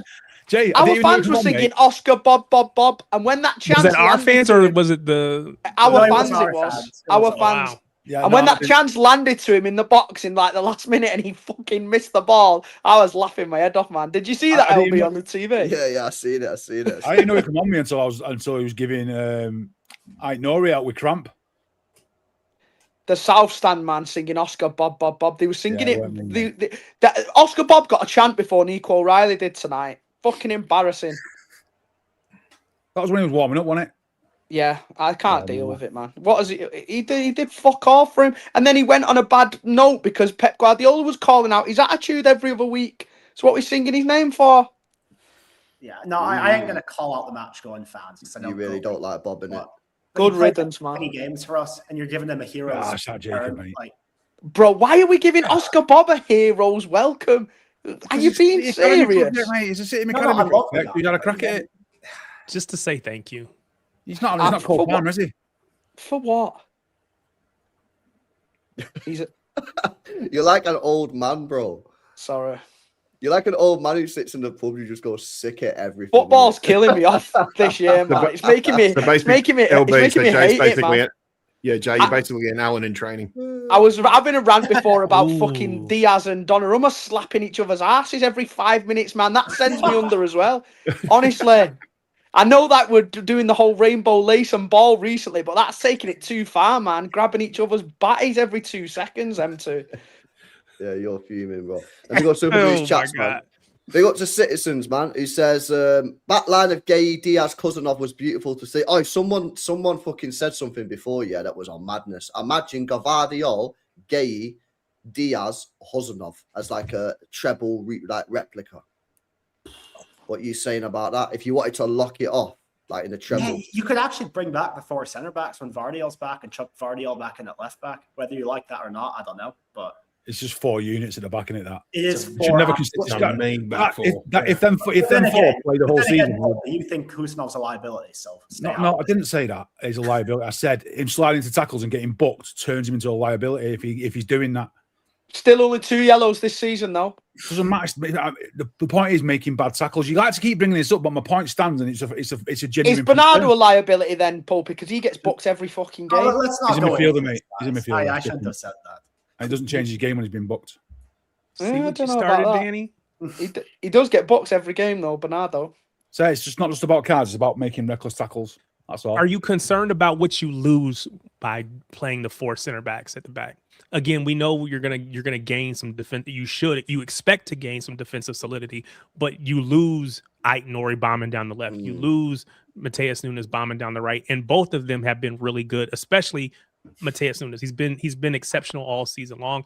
I would hate to take that out, but for moments or for maybe a match here or there, I'm with it. But I wouldn't want to go to that consistently. I agree. Except for maybe like next season or something like that. That's your away. That's your away from home in a Champions League game, isn't it? That. Yeah. First leg away from home, go and shit out me a 0-0 or a 1-0 win, and then bring it back. Now I agree with Tarek, man. Like I really like that system in the treble year, and it was obviously mint, but But remember, you had John Stones who give you an extra midfielder. Yeah, that's true. So, he's already said that he doesn't think Gavardio can go into midfield, so he can't do it. Gay's only just joined the football club. Diaz, no chance. Huzanov, no chance.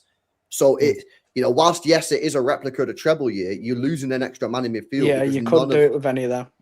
Yeah, exactly. None of them are there, man. Do you know what I'm saying? Which is why it's good to have Stones back now. I mean, you're not going to play him every game, of course, because he plays one game and then he's out for 4. But he does certainly offers a bit more of a dynamic for that midfield as well too.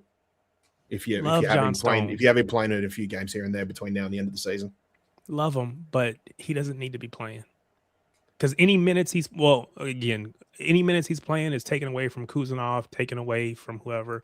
Again, just let him go out the door quietly. Tariq, you're saying that someone with the John Stones flag in the I know, and I prefaced it all by saying I prefaced it by saying that I love John Stones and I appreciate all that he's done for the club. However, yeah. Pep keeps calling him out every week as well, doesn't he? With these little because Pep is fed up. Pep is like, dude, he wants to give Stones minutes. He wants to support Stones. He believes in him. But at the end of the day, you just never available. At some point, I just got to stop putting myself in that position. And he keeps saying like, yeah, I think he's fit, but he's telling us he's not and all that shit as well. He's dropping hints towards him, kind of not really being in it. It's like he's disappointed. If he gets a statue, he has to be. If he gets a statue, he has to be wearing a moon boot. Yeah. No. Pep has made that comment, and I think one of the journalists said apparently City's medical staff are saying they have no idea what's wrong with him. So, he's back now. I probably would play him at the weekend, to be fair, against against Salford. I'd probably have him to come back. Him in a lane, maybe play him in a lane. 4 changes. I could go RK Stones, Elaine, and Rico Lewis. As much as I don't like Lewis at right back. Yeah, that's fine. That I'm chilling with that. Yeah, I'm good with that, to be honest. Just going back to what I think Poppy was saying about Rodri and that, saying he's only about a 60, 65-minute man at the moment. We talked about before AFCON, we said, like, we're looking forward to Marmoush and Nuri playing because I think it would get him up to speed when they came back to Manchester City. Do you think Rodri might be in the same position after the World Cup? Because I think maybe the World Cup might be a good opportunity for him to get up to full speed with the start of the club season, the start of next club season. Yeah, I think the World Cup's going to be great for him. Yeah, because it's I think it comes around at a good time. It comes at a good time for him. If he can stay fit and not get injured now, he'll get to a decent level. He'll have a little bit of a break, and then he goes to the World Cup. He'll spam out games for Spain, and then he'll come back to City already in good shape, ready to go. So I'm seeing positive signs with Rodri. I think you've just got to be. I just think you got to acknowledge the fact that it's going to take time. And because obviously he got a couple of extra injuries, it's delayed it. I always said when he got the injury straight away, I always said January 2026 is when you'll see the best of him. But then he's had 2 further injuries since then. So I do think you're going to get him back to a high level, but you're probably now looking at April, which, listen, I'll say that all day. If you're still in the title race and you get him back at April, to a decent level, him, and then Gabardio's meant to be coming back at April, innit? April, May. You could end the season really strong, man. That'd be class, can't lie. See what else you guys are saying. Big up to Massam in the chat. It says Echeverry is okay, but LB draws the line at Naipan. Okay, bro. Naipan's literally never kicked a ball for Manchester City. He strikes me as a guy who's between loans. He's not a real City player, Massam. Between loans for sure. Let's say that he's definitely between loans. Yeah. Pluck Echeverry straight from the favelas though and playing kiddie football, and it's absolutely fine. Throw him straight into an FA Cup final. Yeah, he was one of our best players, wasn't he? Yeah, I think Echeverry and Vita Hayes are going to be interesting talking points in the summer. Yeah, no, I'm going to watch. I'm going to do watch on the Barca game next week, Monday night. I think Hayes will be one of our 5 CB options next year. I don't think he can be. Why? Because I think he needs to play football. I think. Do you not think he will though? With our centre back? No. Well, then in that case, you mean you're talking Stones and Ake out. So what are we left with depth? We've got Kuzanov, Gvardiol, Gahey, and Diaz. I think you need one more. If we sign another one, I think that's. I think that's the end of. I think that's the end of Victor Hayes. Getting turned into pure profit, mate. No, I think Elaine's going to be fifth choice. He's a spreadsheet. He's just a spreadsheet. You need a fifth choice who's not really going to play. The thing is, race comes, he's not going to play. Unless you get an injury crisis, he's not going to play. Which we get every year, mate.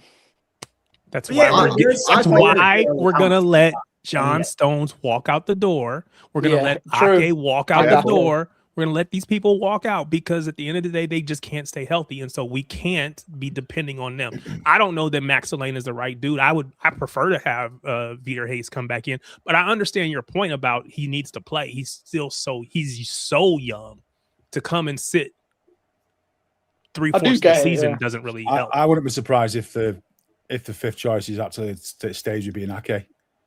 Nah, no. He's got nothing to lead the club for. The World Cup's coming. He's done that. What's he going to do after that? No chance, mate. Unlike Stones, Ake's got one more year left, hasn't he? Ake's got a year, so he doesn't let him just farm out his last year. We need to try and get a little bit of money for him as well. Why? Why do you need to? He served his purpose. You don't need money for him. Yeah. I've already planned it out, man. I know what's going to happen. Yeah, I think what's going to happen is Vitor Hayes is going to be loaned to a Premier League club next season, and then I think, honestly, hear me out. I think they might look at cashing in on Diaz in 2028. And go on. I'm not even trying to rattle you. I'm actually dead being because at that point, I think Diaz will be 30. And Diaz will go Madrid. Anybody take up his salary though? Because 30 years older, $350K. clip and die. A footballer. No, centre backs don't just die at 30 because they don't necessarily need to. I'm not saying he's dead. I'm saying that as soon as he's at 30, you're selling him. They could mature like a fine line. Like it wouldn't surprise me if they tried to cash in when he's 30 years old and bring Vitor Hayes in, and then that's your fault. No. Because you can still get a lot of money, man. There's an agenda driving this. No, it's not an agenda. There is. It's There is. business. No, it's not. There's an agenda behind it for Diaz. You know there is. Do you know what? He can stay and be fifth choice then, and then Hayes can be fourth. It's not a fucking. It's not like an agenda. I'm saying at that point, if you could cash in on him at 30 years, because you got to look at how many mistakes we've made with keeping players too long. Yeah, if you cashed in when he was 30 years old for like 50 mil, 40 mil. Yeah, you got your money back for him, and then you've got your new guy. Who's paying it though? Who's paying it? Money back. Why is it all money back? No, I'm not. I'm saying this is what I think could happen. It's why are we all of a sudden getting back? We need money. I'm not saying we need money. I don't give a fuck about the money, but the club love money. It's a business, man. It's a business at the end of the day. We need money to spend it. And if Vitor Hayes next spending season has a good Premier League loan. Yeah, like really good. And they're like, this guy can be a Manchester City player. I'm just saying it wouldn't surprise me then at the end of next season, if they go, we could cash in on Diaz and bring Vitor Hayes in. Well, what I'm saying, it wouldn't surprise me. Whether it happens or not. We'll see. If he's in, before I go, he could be in mint form in 27, 28, then no one will want to let go of him. We'll see. Yeah, because if he's playing at the peak of his power still at age 30, there's no reason to let go of him. I don't know. I think is he going to be playing over Cousinov and Gay when they're in the pomp though? Let's be real. Will Diaz accept being? If he ends up being, I'm not saying he will, Pulper, even though I think he will. If he ends up being a third, fourth choice centre back, do you think he's going to be happy sitting around doing that, or do you think he'll want to try and move somewhere else? No, I think he'd be happy to stay and just fight for his place because that just shows character, and I think he's got that. When have you ever doubted him with his character, Jay? What? When have you ever doubted his character? When I seen him twerking on Lamborghinis last year when we was one winning 14. It wasn't just him that was having a bad. It wasn't just him playing bad, though, was it? He just used that as a reason to beat him with it. Yeah, but it was only him twerking on Lamborghinis, though, is what I'm saying. He wasn't concentrating on his football. How do you know? Because I know. I'm not having this Diaz fucking conversation again. Let me see what else that's saying. Ruben signed that extension back in August. That's what I was going to say. Who's going to sign him? That takes him through to 2029, and by then he'll be 32. So it's sort of like around the John Stones. I think he goes then. I think that's the end then, potentially.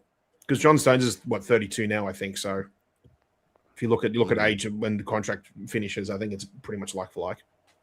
No, it's fair. Big up Citizen says Diaz is our next captain. LB leave sales to Hugo. Well, I want Rodri to be the next captain personally, but I don't know what's going on with him. Contract situations and I was going to ask, are you concerned about his contract? I am concerned about it. Yeah. However, did you see what Pep said in this? I don't know, if you can read too much about it, but Pep said, we can't wait for him to be fit next season because he's going to be mint again.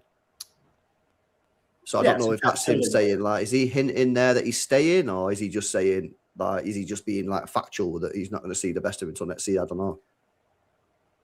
Anyway, lads, I got a drop. See you guys. No, after the big up next. Danny, man. Big up See to you you, later, bro. Big up, Danny, mate. Good See big you, up luck. Danny. City of Take care, mate. City of Angels. Shout out to Addo who says Cousinov has less yellow cards than Pep Guardiola this season. Yeah, Jay, how come Pep got booked? What was he doing? It was after. I forgot. Yeah, I mean, it was dissent, but I can't remember what it was in relation What to. it was after. It was after a foul didn't get given on someone, but I can't remember who it was now. Yeah. Someone was carrying the ball forward and they got like kind of tripped up, and the ref didn't give a foul. And I think Pep was screaming. I can't remember who it was Yeah. though. And then after the game, he was having a pretty good chat with the referees as well. Yeah. Was it Marmouche? Yeah, it was Marmouche. They said, yeah.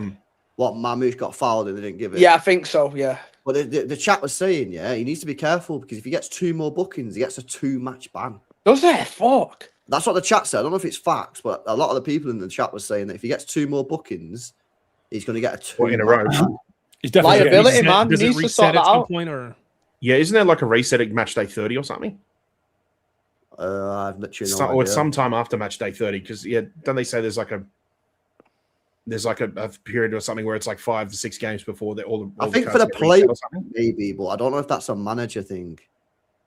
Well, it I should don't know apply if to the manager because I mean they're They book a manager like every game nowadays, don't Yeah. they? They've really fucking stamped down on it this year. You're not allowed to do anything. You show any emotion, yeah, and you just Yeah. get booked nowadays. This is why the game is dying. Can't Well, that's show what emotion fine anymore. knowledge for Arteta and go wherever you want. You don't Did get you booked. see him book David Moyes the other week for celebrating when they scored a last-minute winner, and they booked him No, I didn't see it. because he man. like ran out of his box and stuff like down the Yeah, touchline. dancing around like an old bloke, wasn't he? Proper Yeah, and old they bloke fucking dancing, booked wasn't him for that when they scored a last-minute winner. Like, Meanwhile, Jurgen Klopp doesn't get carded when he runs. Yeah, and he's onto on the centre pitch. circle after they score a winner in a derby. Terrible. Did you see? There's a lot of people online saying, "Did you see the Foden red card incident?" No, I thought it was Where they stupid of him. treaded on yeah. that player's Achilles. Yeah, it was a bit reckless. Yeah, Have you And not it was seen because he lost the ball. It was frustration. So he kind of like kicked out at him. Bro, there was about 25 minutes left in that game, you know, as well. Oh, wow, I've just got that bang on. If he gets sent there, bro, we're under the cosh Man City with only a 3-goal lead with 10 men. Like, he could have fucked us over there. It was naughty. I didn't even see that in the game. I didn't see it even in the I'm match. surprised they didn't look at it. I didn't even. We didn't even tell us none of us knew what was happening with that Semenyo hair pull. Oh, yeah, so I only knew that the because you hair pull. text me, LB. That's the only reason I know. yeah. No one knew anything until half time. They didn't even. No, they didn't even- so on that one, yeah. So basically, they just stopped the game randomly, didn't they? And then in the middle of the pitch, I was like, "What the they fuck?" showed it on Sky, so on TNT. Yeah, they actually showed the VAR thing, but they didn't. Obviously they might have said it, but I was listening to tunes. Yeah, so I was watching Matt Gay and was like, "Nah, no foul, no foul." And then I looked at the chat and was like, "Yo, he pulled his hair," and I was like, "Matt Gay has not got nowhere." And then I Because watched they've it give again. that all season as well, you know. And Yeah, they've I give watched red it cards again. for And he did pull his hair, but then the referee said he didn't pull his hair enough. So I'm like, what? Bro, What? have you not seen the one that Mike Keane got sent off for earlier this season? It was less than that today. It was like a little tiny pull. So it's just the consistency is just not there at all. Conspiracy Nah, theory. how can you think not? any- How can any- you not pull someone's hair enough? Like, what does that even mean, bro? Yeah. Any hair pull should be penalised. I mean, unless you're on the pitch, LB. But that's it. You'd have Nah, a fucking tough job there. Yeah, Get the you- tweezers out. Tweezers, yeah. Honestly, man, I don't know how you can say he didn't pull his hair enough. It just makes no fucking sense. It's either you pull someone's hair, it's a red card, or it's not. Like, what are you on about? Like, you can't be saying that. But yeah, apparently that's what the referee said. Yeah, we have. We probably might have got away with one today, though, on that Foden one. I can't lie. That was a bad tackle, that. Yeah, it's touch and go that. And do you know what? If the ref gives a red on field, that don't get overturned. And then we're fucking down to 10 for the last half an hour, aren't we? Did it go to VAR that? Yeah, it went to VAR. It was Yeah, a quick actually, one, you know. It was a they quick VAR'd one because they didn't stop the game for long in the ground, so they must have did checked it VAR. pretty quick. It come up on it come up Fair VAR, enough. the full VAR thing. But then they said the outcome was he didn't pull the hair enough. What, Foden didn't pull the guy's hair when he was doing his Achilles in? Oh, you're about the Foden one? Yeah, the Foden one. Oh no, that didn't go to VAR. Did it That not? didn't go. I No, thought no, it was I don't quick. think I it thought was- it was. Did they even don't- give a foul for it? It was a yellow, yeah. Give a Yellow. yellow. Give a yellow card, yeah. Nah. Sorry, I thought it was on about the hair pull. Nah, I don't think they did VAR on that because I It didn't would see it. obviously would have been checked, but obviously it didn't they didn't stop the game to do it. They probably was happy with the referee's on-field call immediately, I guess. Yeah. People not with sure, long man. hair do piss me off a bit though in football, man. Like if it's too long, it gets. I think it's a cheat code, man. I think It is a all cheat play- code. I think if nowadays, if it's a red card for pulling the hair, bro, if I Yeah, could, and you if just have I it like could, I'd- swinging behind. Haaland might as Yeah. well just take it out of the bun, man, and just have it Yeah, swinging just everywhere. have it swinging, Yeah. man. Swing it Perfect. in people's faces and make them grab it and pull it away. Good example of a cheat code, Martin Demichelis. Oh shit! Yeah, he had When he it chopped his nice. locks off, mate, he went to shit. Yeah, long ponytail. Yep. Yeah. Let's have some of these He could be chats. our Big new up Tricks, manager. man. Who says Stones is only fit because of the international break? Says Tricks. Yeah, I think that's March, isn't it? Like 5 weeks away or something.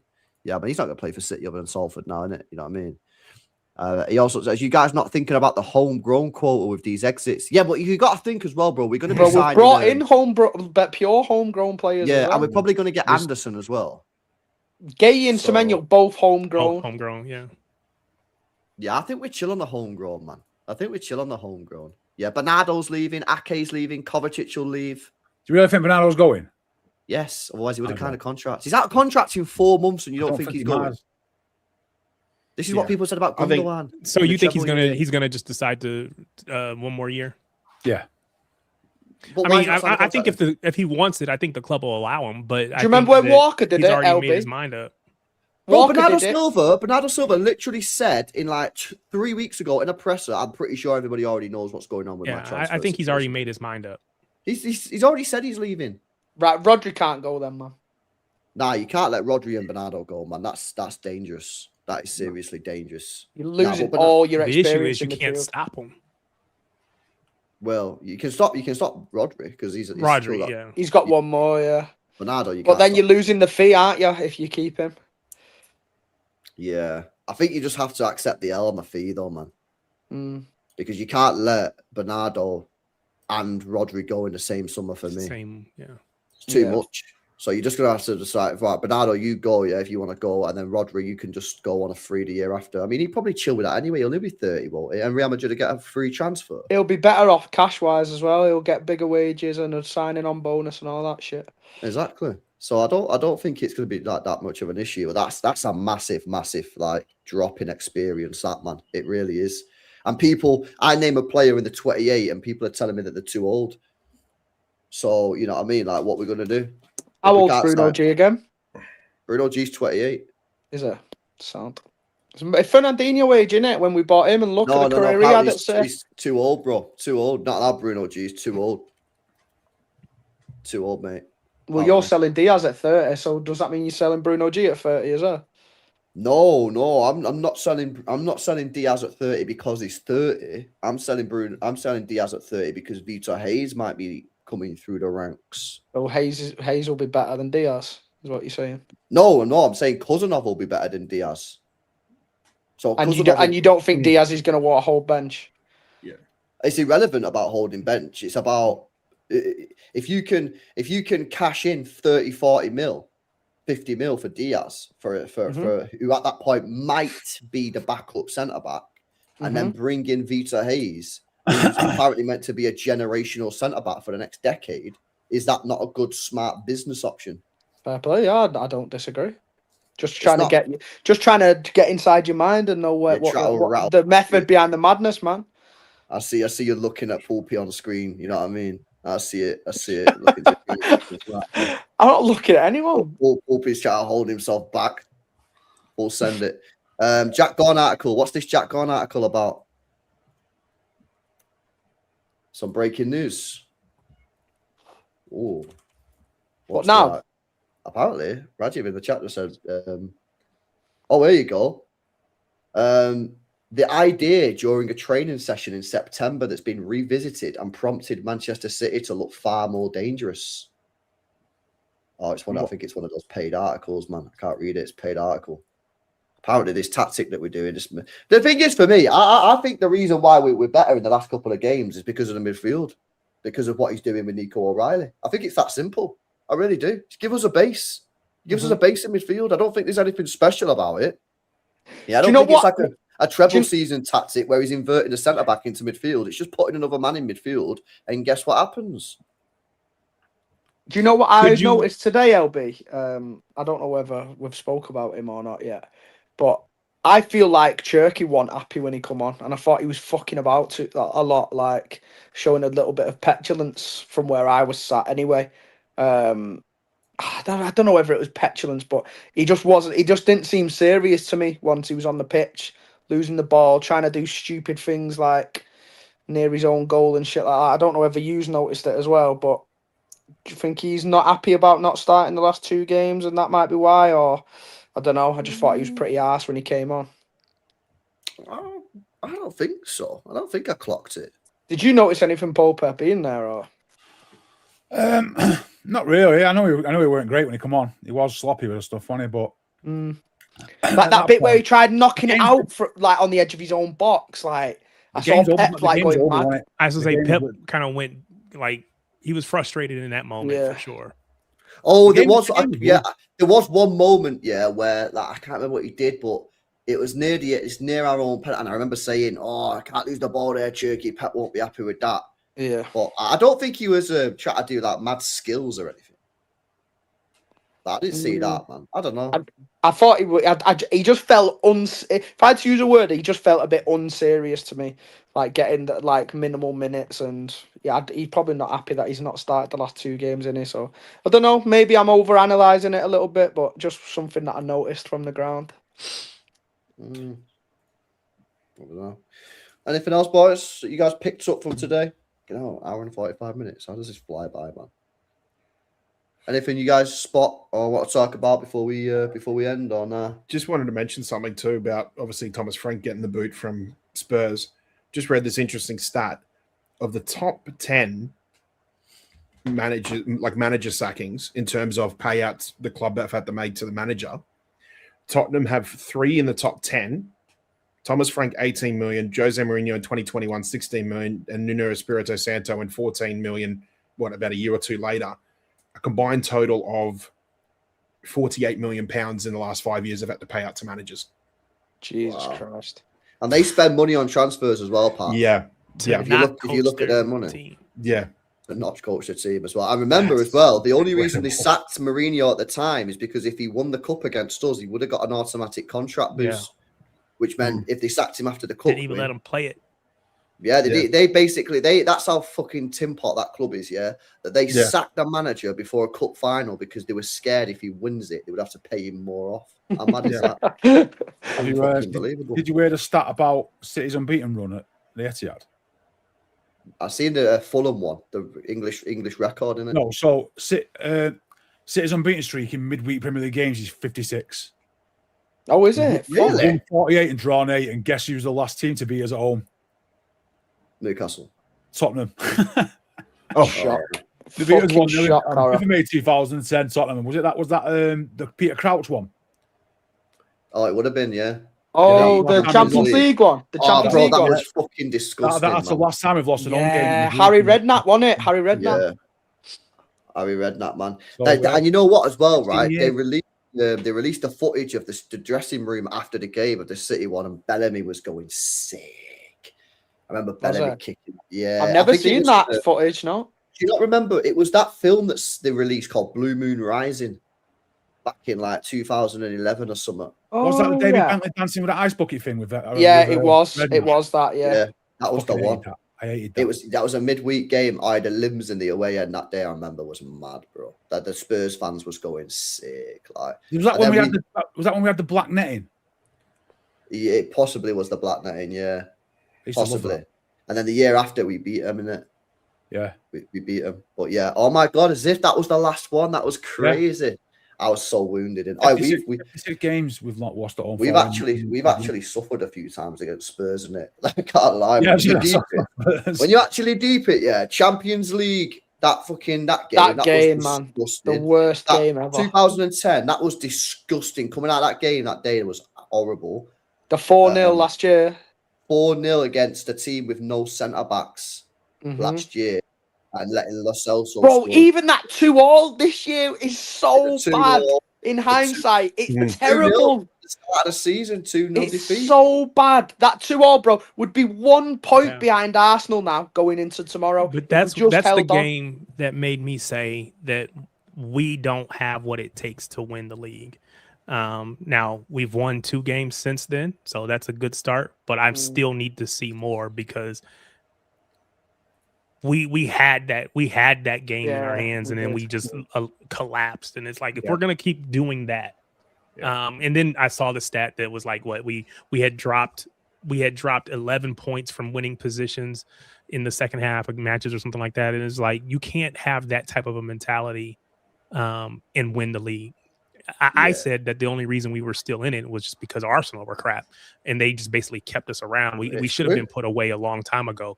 But Arsenal are just so crappy that they're keeping us close. And if we ever figure it out, which maybe we are, and maybe the win against Liverpool is what turns it around for us.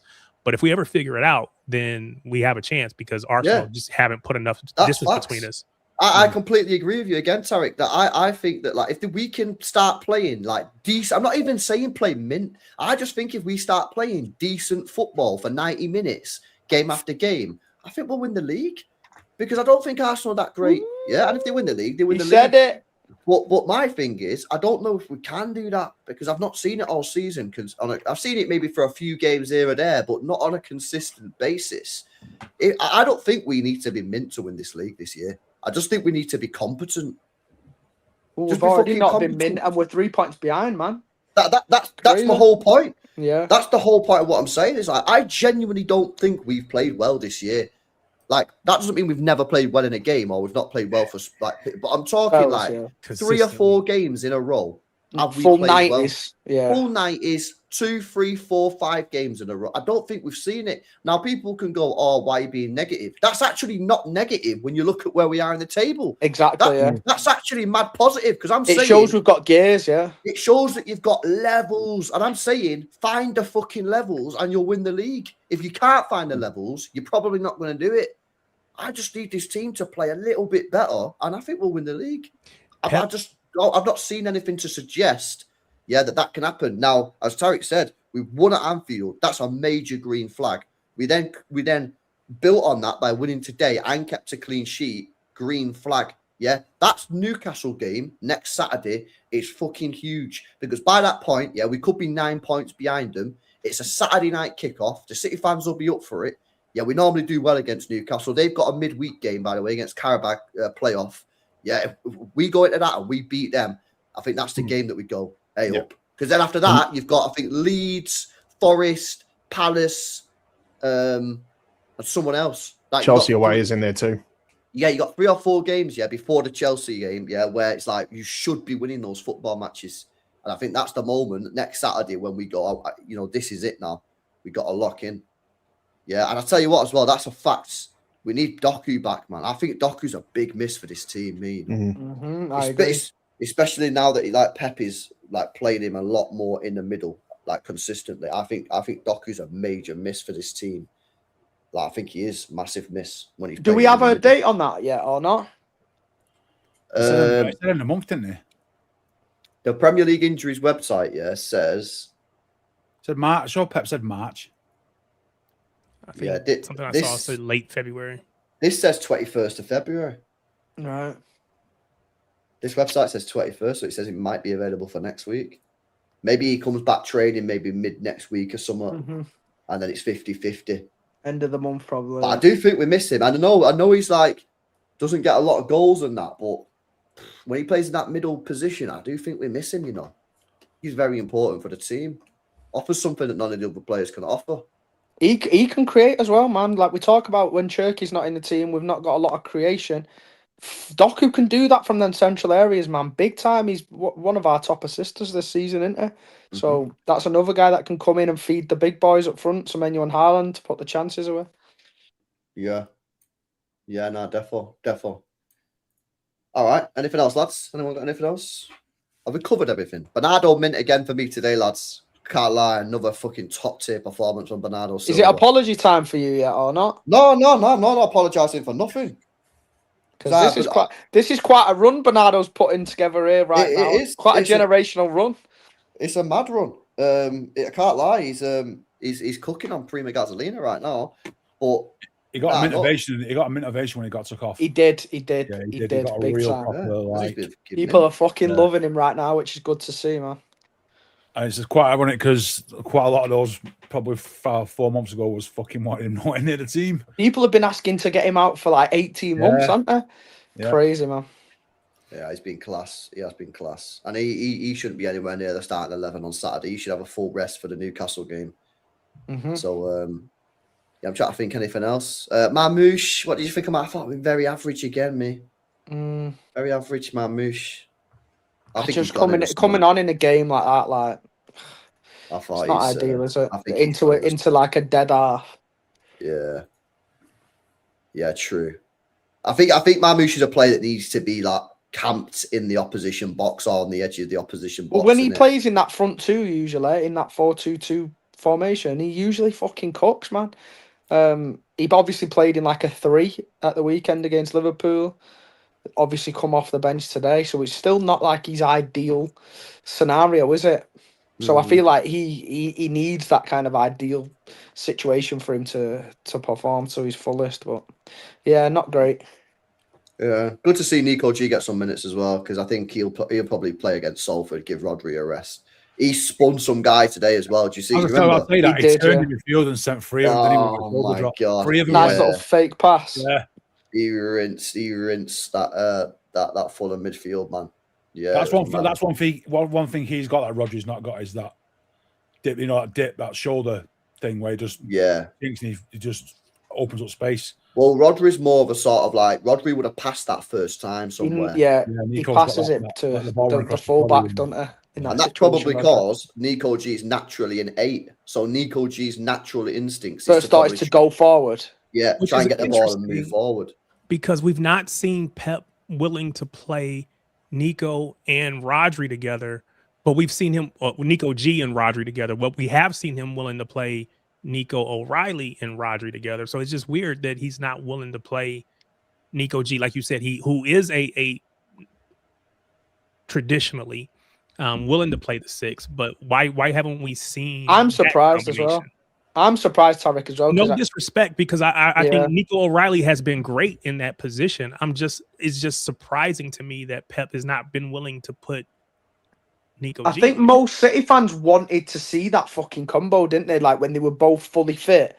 I think we thought sending like Rodri and Nico G as a double pivot to cover the back 4 and to be able to then free up like your Cherkies and Fodens and people like that. I think everyone thought that would be the plan, but it's mad. Nico O'Reilly's coming to this crazy run of form now. Obviously, Bernardo's cooking in forward areas, so it's weird, isn't it, how things work out? And I would have no way thought that this would be the team that we're running right now. I think to answer the question as to why that's not happened is because when it could have happened, Nico G was injured, so he put Nico O'Reilly into the team, and then he's done well, and then he's just smashed it. So he's probably gone, well, I'm not going to drop Nico O'Reilly because Nico O'Reilly's done really well. I think if Nico G wasn't injured, you might have seen it. But I tell you what, and I mentioned this yesterday right on stream. The way Nico O'Reilly protects the ball by putting his body between the football and the opposition footballer is incredible.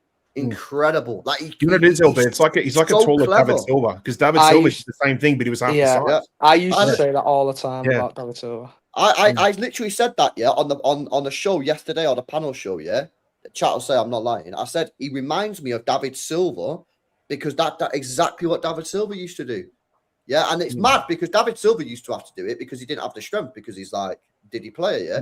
Nico O'Reilly does it, and it's impossible to get the ball off him because he's massive. He's so big as well, yeah. So, like, fair play to him, man. I think Nico O'Reilly's cooked. I actually thought he was a bit sloppy today on the ball. I think he'd be a bit disappointed with some of his passes and 2 shots that were really poor. But, like, he's just performing to a really high level in that midfield at the moment. Is Nico O'Reilly your shout for Young Player of the Year, PFA Young Player of the Year so far? Ooh.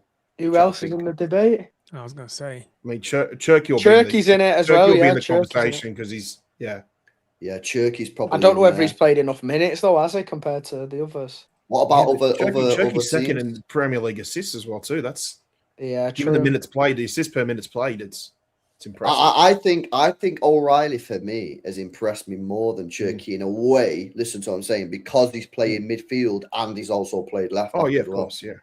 But from like an entertainment point of view and like the numbers point of view, Cherky definitely up there. Cherky will get the vote because it's Cherky. Does you guys are all, well, except for Pat, English. Does Nico O'Reilly playing in midfield counterintuitively hurt his chances of going to the World Cup? Maybe, you know, I think Because that you might be right, yeah. Because if he was going to go in as a left back, do you go for a specialist left back, or do you go for the guy that can play left back but also can play in midfield? I don't know what Tuchel's going to do there. LB, I don't think it hurts his chances of getting in the squad, but I think it might hurt his chances of starting at left back, because we all know he's not going to play midfield for England, don't we? Right? Yeah. So if he's not playing at left back for the whole time now until the World Cup, I think he'll definitely be in the squad as like that utility kind of player. But I think it makes his chances of going stronger because he can play quite well in two. Yeah, squad wise, but I don't know about starting. Yeah. I mean, to be fair, all the will in the world, if Luke Shaw's fit, he'd go into the World Cup as a starting left back. I don't know. I think you're wrong. I think you're completely wrong. Luke Shaw. Yeah, I think Tuchel really likes O'Reilly. Over than O'Reilly. Who else? Lewis Hall's well better than Lewis Hall. No chance. Why are you raising your hand? Does the Australian get to have a say in this? Go on. You can. I think his versatility gets him in. See, on one hand, that's the squad, that's but not the thing to starting say. 11. But if you have for the squad, 100% for the squad. Yeah, starting 11. That's all on Tuchel. So, I think his versatility gets him on the plane. Yeah, well, I think so. Yeah, No, I think Tuchel loves O'Reilly, and I think he's a shoo-in for left well, back. Tuchel does like P&P, and he's that guy, isn't he? Pace and power, man. We've always had that sort of thing where you take a player who can play full back, like Trent Alexander-Arnold. I'd rather take O'Reilly than Alexander-Arnold. You're a funny guy, bro. No, I'm serious, because what's Alexander-Arnold's bit part playing over there, and he's not really. No, I know. Yeah, so what I'm saying is O'Reilly's playing in. He's doing it in two positions. Trent's not doing himself any favors, Paul. Also, fuck Arnold. I agree, yeah, but I'm just saying to answer. So that's traditionally what England have done. Is you've usually took someone as a Phil Neville sort of player who can play. Yeah. No, I don't. I'm saying I fully 100% believe, that him playing in midfield will not hinder whether or not Tuchel decides to start him as a left back at all. I really don't see it. I think he's guaranteed to start left back. Guaranteed. Well, guaranteed crazy, you know. Guaranteed. Well, who else starts left back then? Lewis Hall's having a great year for Newcastle. Lewis Hall is not that. He's not got that P&P that you're talking about. He gets forward very well, man. He's not got a P&P. No, I agree. I'd start O'Reilly, but I think for you to say guaranteed is kind of crazy. I think he's guaranteed to start left back. Tuchel's building a 6 foot merchant team, bro. Luke Shaw starts above them both easily. Come on, Pulpit. No way. Do that, man. And don't come at me this sick note shit, because he's played like nearly for full season. He's been fitter than most of our defenders. Why Luke Shaw, bro, in 2026? Because take away the fact that he plays for United, he is a really experienced international footballer, and he has good balance to the back four, because he's not going to go flying down a wing anymore. You can take just because he plays for United. I don't even think he gets on the plane, mate. Honestly. I think last 2 games you've seen O'Reilly start left back for England, both games, and play a full 90 minutes both games. I think he's has, to be fair, yeah. Both I think Karl was injured in that last international break, though. And I think Luke Shaw will go, because he can also play centre back as well. Oh, bro! If we have Luke Shaw playing centre back in a back four, he's one of those. I don't want to watch it. He's one of those versatile players where you can put him, if you need to, put him as a left side of a free or a left side centre back, just in case you have to. Oh no, left side centre back in a back four, Luke Shaw. That is stinky. That. He done it for United. Where United in the league 5th. Where's Lewis Hall playing? Where Newcastle? I don't care. There's but it's not. It's going to be O'Reilly. Anyway, I'm going to do super chat. Whoever Australia put in their squad, they'll batter USA in the group stage. So don't worry. Fair play, man. We'll do the watch along. We'll do the watch along. We will. Absolutely. Let me do this chat and we'll get out of it. Big up Tricks who says City have 8 homegrown players, even with Semenyo, Gay coming in, Stones, Ake, Trafford, Grealish, Phillips. That's 5 homegrown leaving in the summer. But you only need 5 in it. That's why I think I thought it was 7. You don't need Ake will probably anything. want You it have around. you have 17 non-English Yeah. players, and then Yeah. you can have as many, well, up to 8. I think it is. Bro, we've Yeah. got Pure. We got Pure, man. Trust me, we're fine. Especially when Anderson joins as well. Anderson's English, so it's chilling. Yeah, and like a couple of the younger lads, like Huzanovs and that, they might get the We've got Bettinelli, man. We're chilling. Yeah, Bettinelli as well. Don't forget Bettinelli Tricks. Come on, put respect on his name, man. Yeah, we're chilling on homegrown, man. We ain't got no problems with the homegrown no more. All right, sweet. Big up to the lads for joining for this impromptu panel show. I've got a question for Jacob before I go. All right, here go we on. go. Is Go on. Erling Haaland back in form now, or he's still on the hate train? I don't think he's back. I don't think 2 games is back in form, personally. 1.5 games, actually. 1.5 games, because I don't think Liverpool was a full game. As well, and scored in like the last few games, five games, something. Scored I from outside the still box. expect more from him. Scored Listen, from, if I've people, seen people today hating him, saying he's not scored in open play, and he's scored from outside the box today. if people want to He can accept go well. this as the best version of Erling Haaland, then I think that your standards are very low, and we still should be asking a lot more from this guy, which I will continue to do. So no apology from me just yet. I'll talk to you at the end of the year if we have trophy in hand.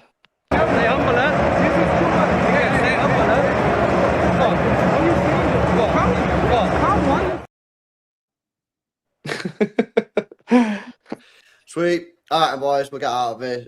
Big up to the chat, man. Smash these likes before you go. Get these likes up. Make sure you guys are subbed up to the channel. Make sure you guys are subbed up to Jay's channel, Tarek's channel, Park Mancunian Way. Martin's live actually on there, so I'm going to redirect over there, boys. Get yourself over to Mank Way. I'll be live tomorrow. And yeah, have a good one. Catch you later. Cheers. Peace out.